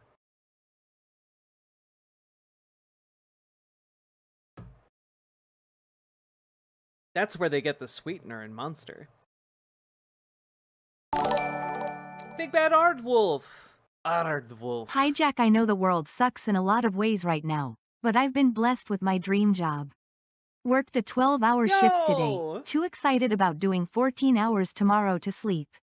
Yo, can I don't know if you can share what that dream job is, just like, but it must be really fucking cool if you just worked a 12-hour shift and can't sleep because you're excited about a 14-hour shift. Damn. Hell yeah. Also, thank you for being subscribed for 6 goddamn months.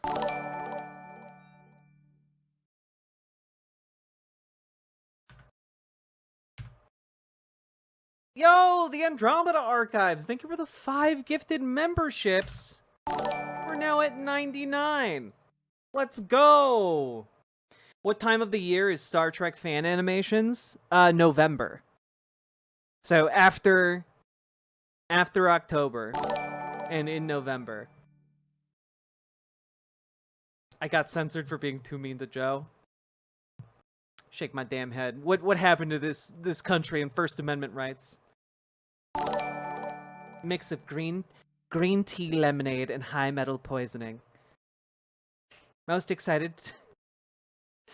A mix of green tea lemonade and high metal poisoning. Where do you think they get the green for the tea?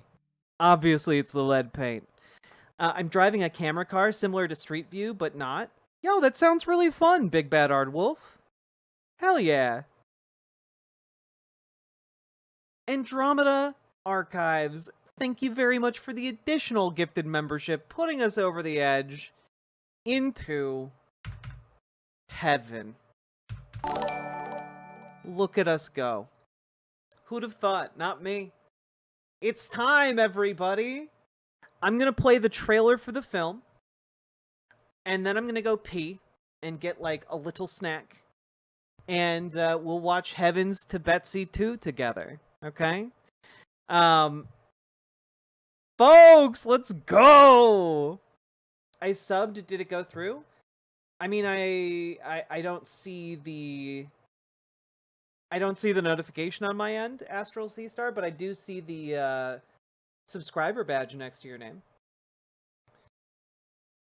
What is Heavens to Betsy? Oh, you go and learn today. You go and learn today. Let's see. So.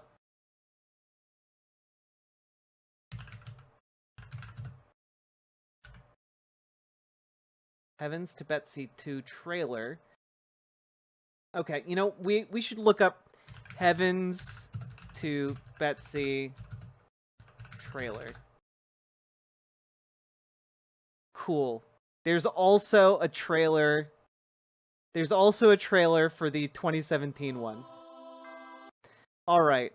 So, to get you all caught up on the Heavens to Betsy lore. And keep in mind, this is going to be like probably only available for this live viewing, okay? The last time we attempted this, the VOD got taken down. But we have Heavens to Betsy 1. A take on the It's a Wonderful Life, but what if it was made in the modern day by a Christian film company? So the premise is Betsy is a woman who has been praying for things all her life and has never gotten any of her prayers answered. And so she gets mad at God, scolds him in church for not answering her prayers, and then she leaves the church, and suddenly she's in a world where all of her prayers have been answered. She's married, she's rich, she's the leader of an atheist organization, and her sister, who is dead, is now alive. And well, here's the trailer for that. Oh yeah, also one of the characters is played, but your will be done. Is played by Jerry from Parks and Rec. For Heavens some to reason. Betsy, I finished it yesterday. Congratulations. Heavens to Betsy, I'd like to read it. What have you got to lose? He did it, Wishes. God is. Wait, this is the trailer for the 2017 one. Wait. Nani? This is did they upload the same trailer for both movies? Not my will. Oh my god. They did. Oh my god. Oh. It starts just like that? No, it doesn't. These are both the same trailer. Here's 30 seconds in. This is 30 seconds into both trailers. It's the same trailer. Excellent. Excellent stuff. Anyway, we'll watch the trailer for Heavens to Betsy 2 after this. Anyway, it turns out her husband in this alternate world, they have an open marriage, and also, again, she's the leader of an atheist organization, so that just won't do in her book. And also, her sister sucks, so it ends with her praying to God to put her back in her old world where her sister's dead, and then the movie ends. And now we have the trailer for Heavens to Betsy 2. Let's check it out. Not my will, but your will be done. Heavens to Betsy! I finished it yesterday. Congratulations. Heavens to Betsy. I'd like to read it. What have you got to lose? He did it, Wishes. God is still answering my prayers. Wishes the cat. Stay away from the religious aspects of the book. We need to focus on the mainstream audience. Oh, so it's fiction. Yes. The other day I went to a party with Anne to promote my book. Pretty much denied my faith. Have you considered hiring a part-time personal assistant? Good morning. Hi, how can I help you? Brian! We'll just go on the air and rip her to shreds there. There's a scene in the first Rocky. It's the night of the big fight against Apollo Creed, and Rocky, he's ready to fight, but he's worried. I don't know what any of that means. What an incredibly low budget and yet somehow still bizarrely charming trailer. Jerry, you're a real actor. What are you doing? I am curious. Like, how did this come to be? The 2 is a different font. Yeah, we talked about this last time. Inexplicably, Heavens to Betsy, like, it's like they didn't get the font for the numbers, so they just put it in Arial. Like, it's bizarre. Also, earlier in the movie, in the trailer, they just use an Arial font here, and they even put a period, because punctuation is still important, god damn it. Even if you're adding text to a film trailer. Oh, God. Alright, I will be right back. I just need to pee and get a snack. And when I return, we are going to watch Heavens to Betsy 2. God, this is going to be fun. Folks, take the opportunity to go get yourselves a drink, some snacks, and I will be RB.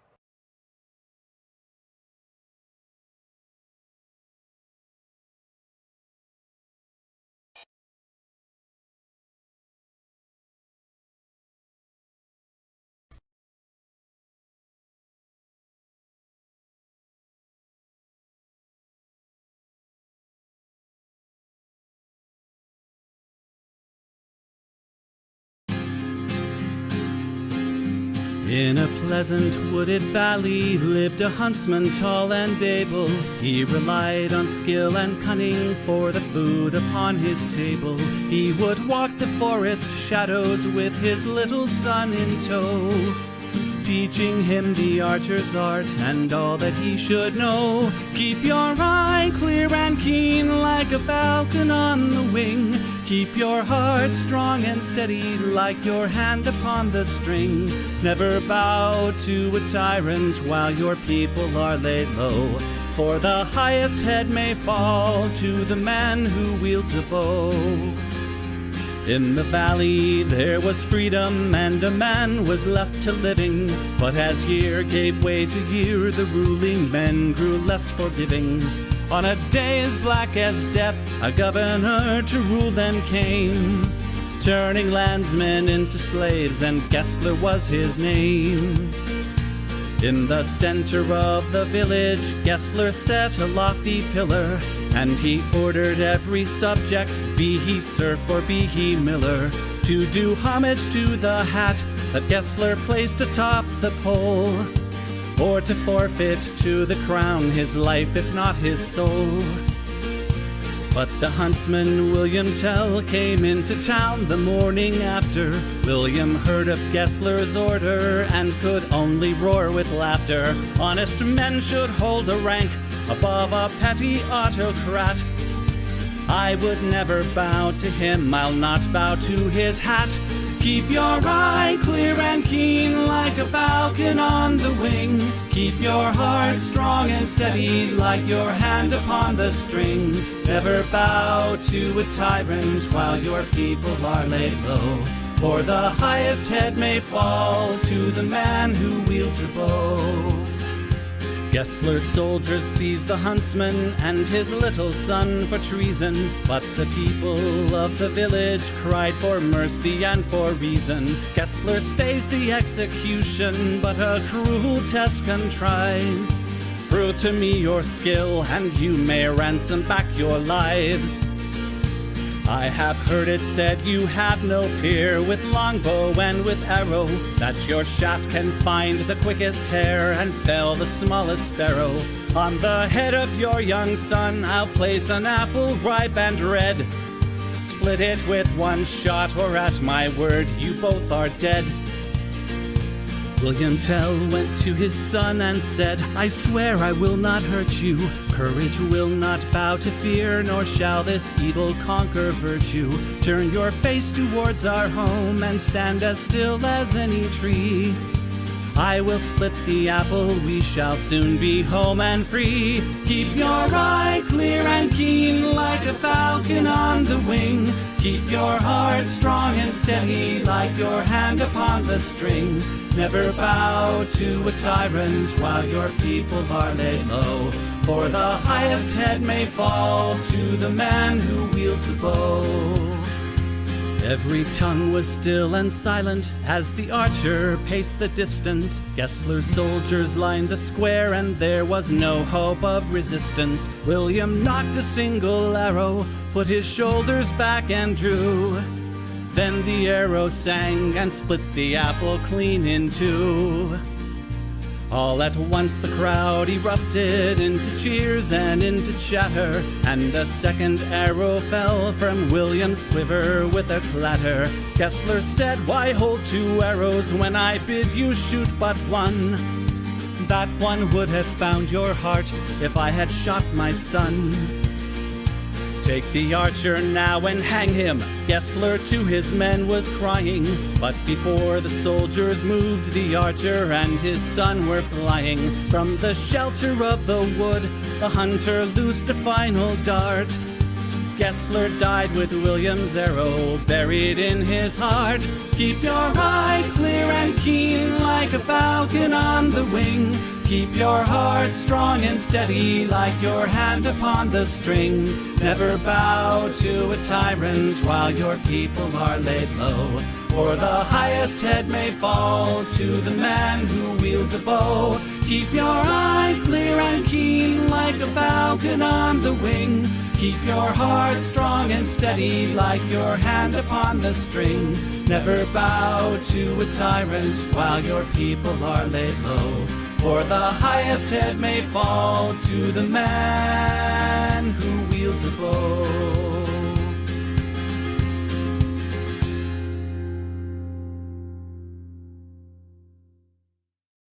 Those who make peaceful revolution impossible will make violent revolution inevitable. Yes, we have to deny so many claims per month to meet our shareholders' expectations.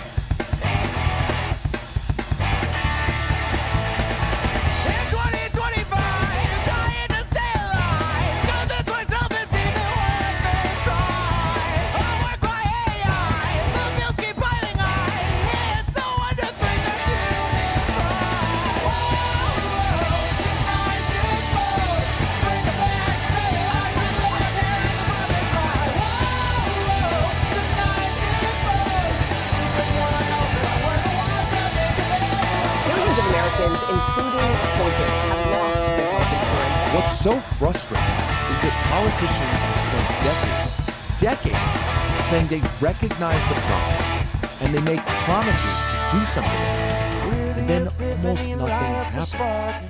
They say to themselves in the dark, it's only a crime if you don't wear a tie. We keep them all busy paying their fines. Hear the epiphany, light up the spark. You know what they say to themselves in the dark. It's only a crime if you don't wear a tie. Seniors are the fastest growing segment of the homeless population. And this is a great thing because it inspires everybody, gets the motivation to look up to the 1% and say,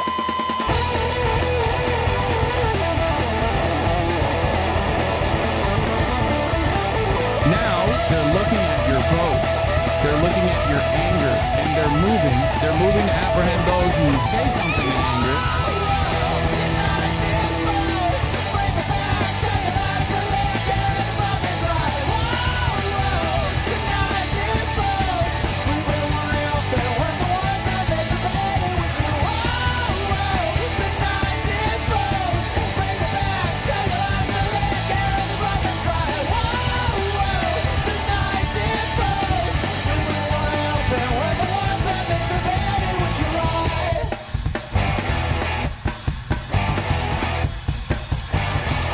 Increasingly by choice or by accident, this is the role our nation has taken, the role of those who make peaceful revolution impossible by refusing to give up the privileges and the pleasures that come from the immense profits of overseas investments.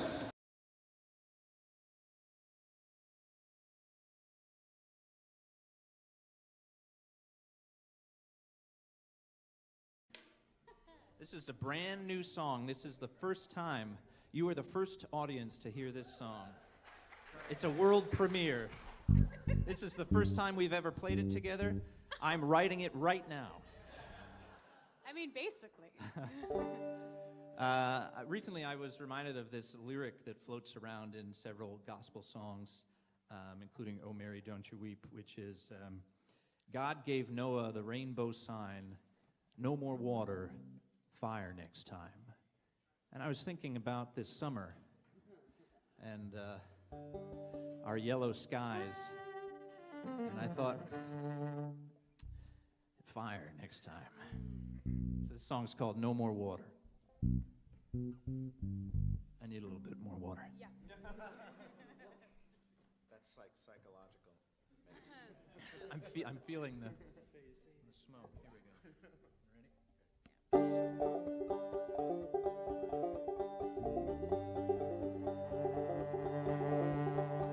No more water, no more water, no more water, Fire next time. Come gather, my children, come gather to me. The sky in the west is as dark as the sea. The air tastes of embers it claws at your eyes. And I hear the horsemen are following behind. No more water, no more water, no more water. Fire next time. Old Noah cried, hear me, the water will come and wreak mighty judgment on everyone. I warn you, my people, the time is not long for changing our ways, for righting our wrong. No more water, no more water, no more water. Fire next time.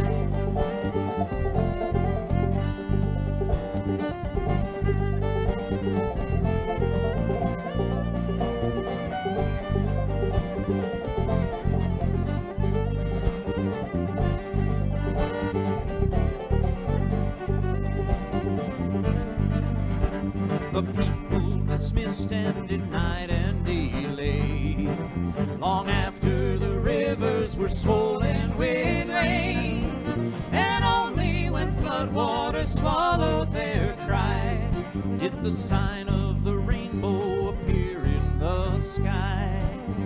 No more water, no more water, no more water. Fire next time. The Lord said your family alone has been spared, and all of creation I leave in your care. But do not mistake me, remember my side. I'll send no more water, but fire next time. No more water, no more water, no more water. Fire next time.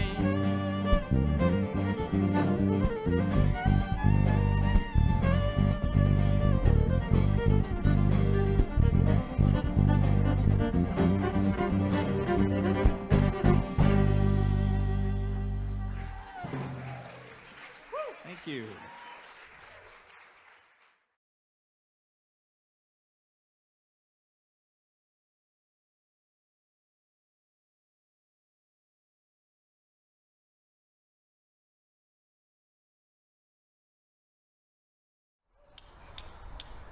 Would you have freedom from wage slavery and join in the grand industrial band? Would you from misery and hunger be free and come do your share like a man? There is power in the band of working men when they stand hand in hand. That's the power that must rule in every land, one industrial union grand. Would you have sharings the gold in the sky and live in a shack away in the back? Would you have wings up in heaven to fly and starve here with rags on your back? There is power in the band of working men when they stand hand in hand. That's the power that must rule in every land, one industrial union land. If you've had enough of the blood of the lamb, then join in the grand industrial band. If for a change you would have eggs and ham, come do your share like a man. There is power in the band of working men when they stand hand in hand. That's the power that must rule in every land, one industrial union band. Well, if you like sluggers to beat off your head, then don't organize or unions despise. If you are nothing before you are dead, shake hands with your boss and the wise. There is power in the band of working men when they stand hand in hand. that's the power that must rule in every land. An industrial union band. Oh, come, O ye workers from every land, join in the grand industrial band. Then we our share of this earth shall demand. Come do your part like a man.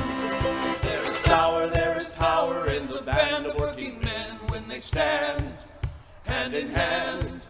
That's the power that must rule in every land. One industrial union band. Would you take contently what's put in your hand, less than you burn with one leg to stand? Would you believe what they tell you to be, or with brothers go out and see? There is power in the band of working men when they stand hand in hand. That's the power that must rule every land. One industrial union band. There is power in those men working men when they stand hand in hand. That's the power that must rule in every land. One industrial union band.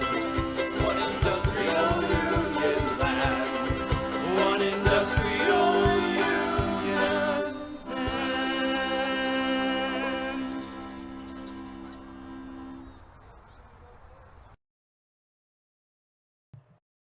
Paladin, that meme you shared is absolutely glorious.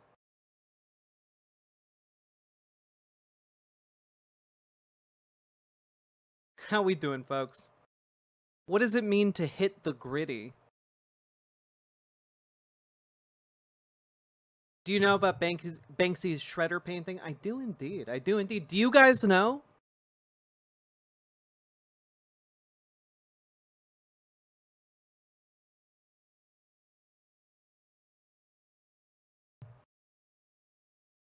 Restart the stream so the stream can still be a VOD? Well, it will still be a VOD. We'll just have to cut out the Heavens to Betsy too. It's time to enjoy some trash. Some cinematic trash. You don't know the gritty? I don't know the gritty. I don't know dancing. I don't know moves. All I know, all my brain is capable of knowing at this particular moment in time is Heavens to Betsy 2. Let's dive in, folks.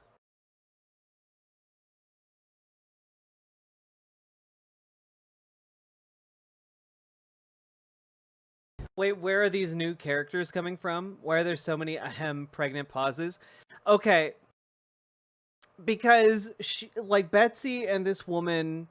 This movie basically is just assuming you have seen the first movie, and if you haven't, you're shit out of luck, I guess. Because all of the characters that have been shown so far are characters that were also in the previous movie, with the exception of Jerry. Not Jerry from Parks and Rec, but Jerry from this movie. It's just all the same characters, and they're referencing things that happened in the first movie.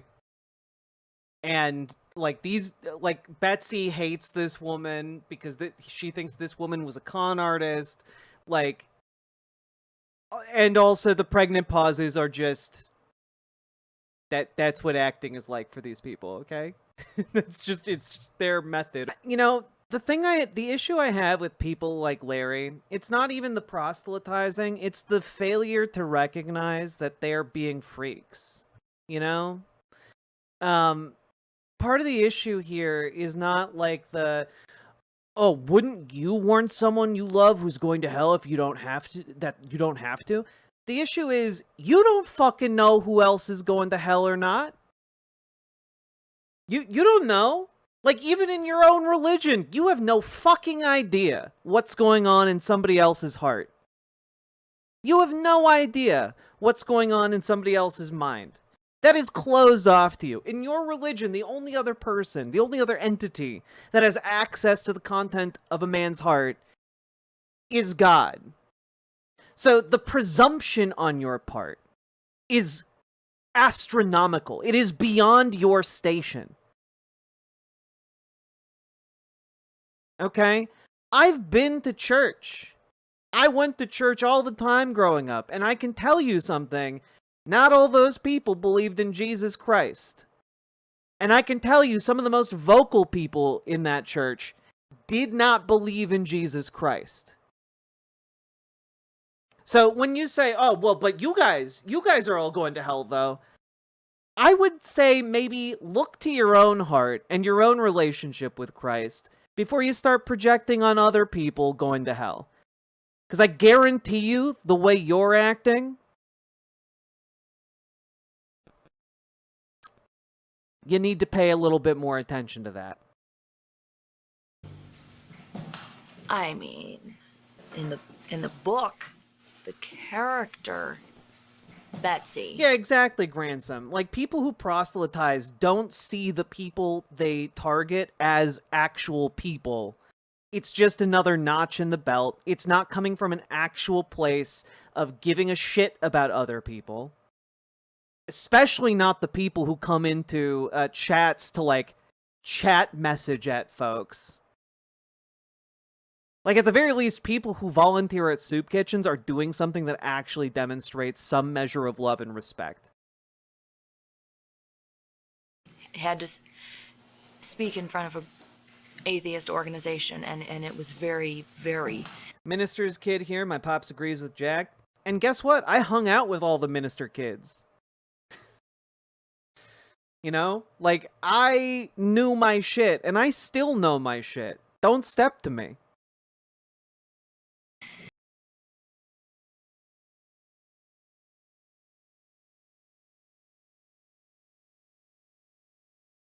I was making a joke about Quentin Tarantino. Why is it becoming real? Why is it becoming real? Oh my god. Oh no! They're doing the feet close-up! Why? They're not beating the Christian media as projected, like, fetish material accusations. Oh my god.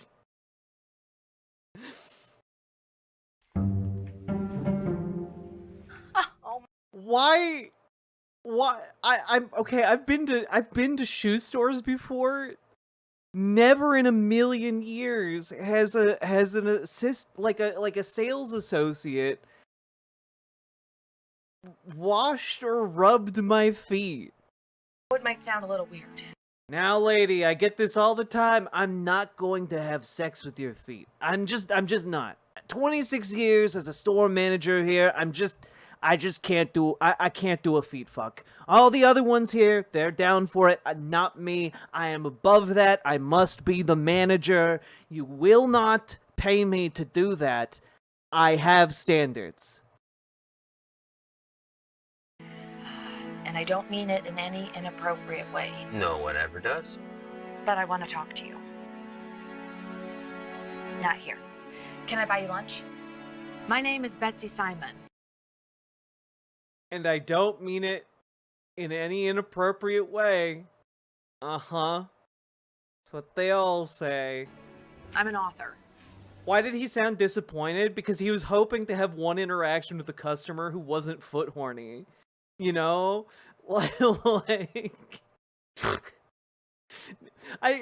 Brian is acting like he gets this all the time. I'm concerned for Brian too. He's innocent in all this. A PA. A personal assistant. How personal? See? Like, okay, there is like a kernel of like a good scene here where Brian is just constantly on edge because he thinks that this is going to turn weirdly sexual at any moment due to his 26 years managing a shoe store, you know? And, like, if this was... And honestly, his delivery isn't bad. It's the direction of this. It's the shooting of this. It's the sound. it's the lighting, but like I like Brian's actor, and I like how Brian is going about this. This is I am enjoying this as a concept. You would help me Yeah, she's trying to force butler him. So, okay, I know it's a small thing, but is this just a pillow with a piece of paper on it? Because, like, that's clearly not stitched or adhered down onto the pillow in any way. It looks like a piece of paper Happy anniversary, BWA. Omega Star, thank you for subscribing on Twitch, and thank you for being subscribed for a whole goddamn year. Thank you for bringing that BWA energy. Really appreciate it. I've got to be going. Right? Like, I want more wishes in this movie. What is happening?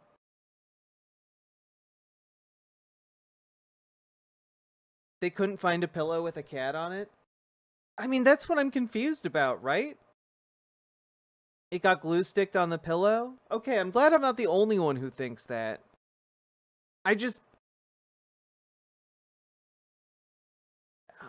It's confusing. He's not doing okay. Betsy, he's not doing okay. Betsy, he just said he's not sure if he's ever truly lived. Betsy.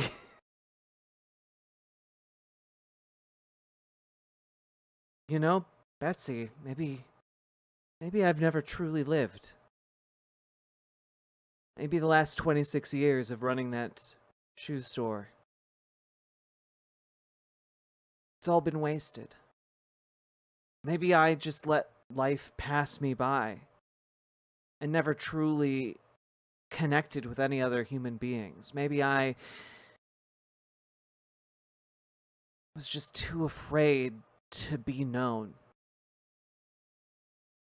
And now I'm approaching the grave and realizing I've never truly existed. Except when I'm touching other people's feet.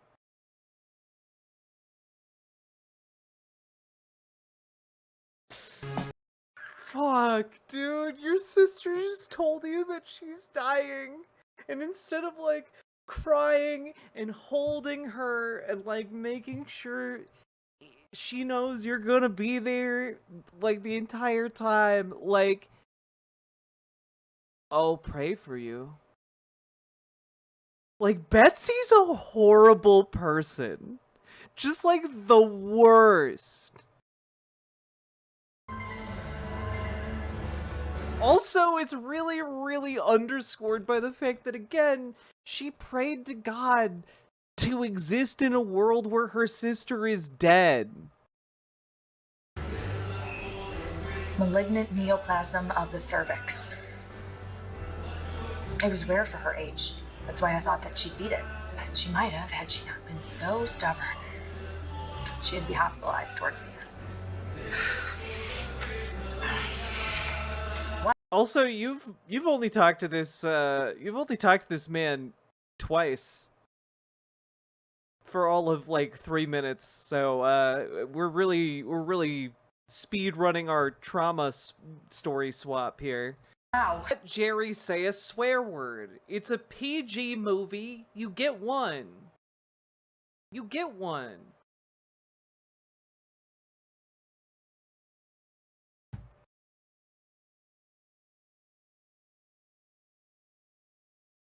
Do do do do do do do do do do.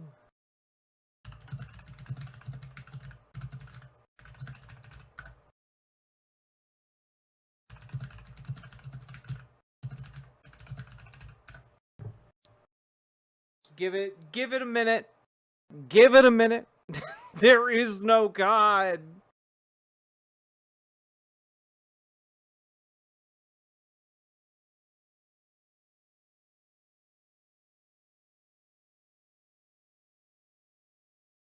Do do do do do do do do do.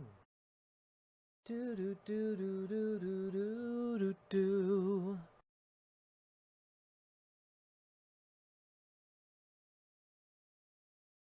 This is fascism. Howdy, folks. Brian never even proposed to her. Guys, it's gonna be okay. It's coming back. Don't you worry. You silly billies. Is this a political channel? It is indeed a political channel.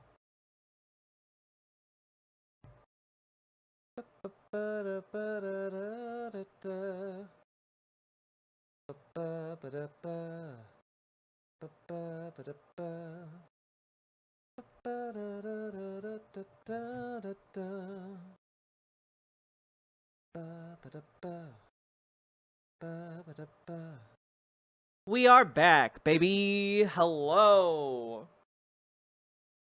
Hello, hello. Hi, everybody. It's okay. It's all good. We back. We back. The writer Robert Alenez indicated he wasn't Mormon. He's somehow more heretical than expected. Wait, are they supposed to be Mormon? Is this supposed to be a movie about like is Betsy a Mormon lady? What happened? Oh, YouTube can sometimes like detect like things that it's like, oh, that's copyright. And then it will like black out the screen for like a minute or two. No, it's likely non-denominational. Oh, interesting. I was wondering, but did not care enough to check what like the crowns on Jerry's like priestly garb were, you know?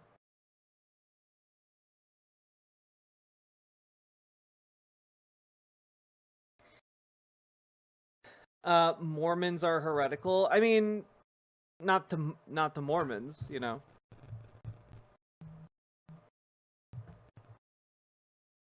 Do do do do do do do do do do do do do do do do do.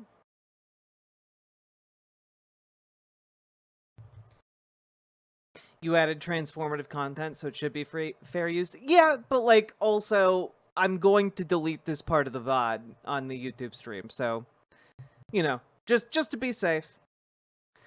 I don't want to be a dick, but Mormon movies are a little better than these. I mean, they usually have more money behind them for sure. You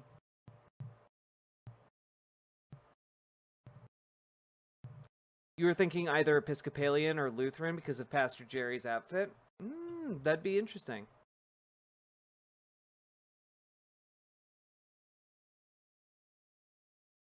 Gonna get me a cold Dr. Pepper. It's hot out here. I like Dr. Pepper. I guess get a foot rub.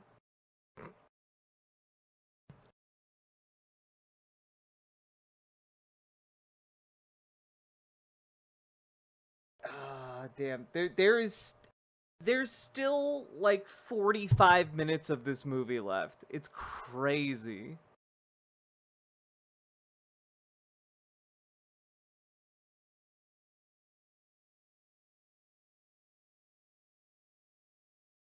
Yeah, exactly, Harold. You got it. Now, folks, I'm wondering if you guys are gonna make the jump over to Twitch.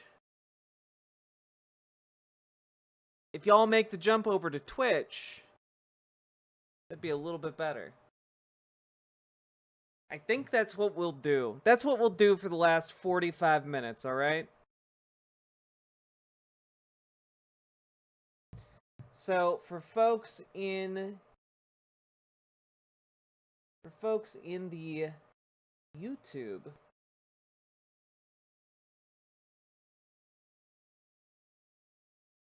check it out. There we go. Boom. There's a link to the Twitch. We will continue there. And come on over.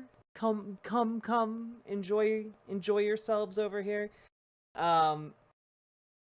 We'll reconvene. I'll give it like 5 minutes. I gotta go use the bathroom again because, you know, I my bladder built different, and this is a long ass movie. When I come back, we will resume this. I consider this our intermission.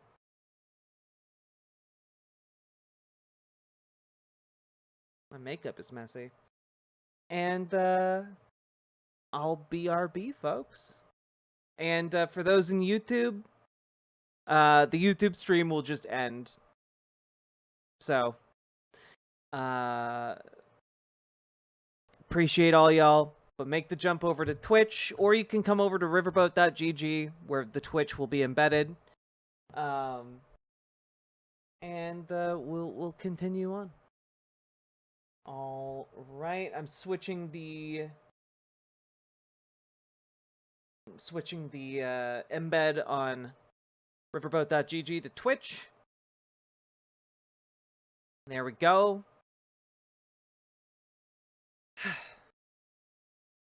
And see you all on YouTube later. Think I need birthday sleep? Aw, before we end, happy birthday to you. Happy birthday to you. Happy birthday, Rachel P. Happy birthday to you and many more.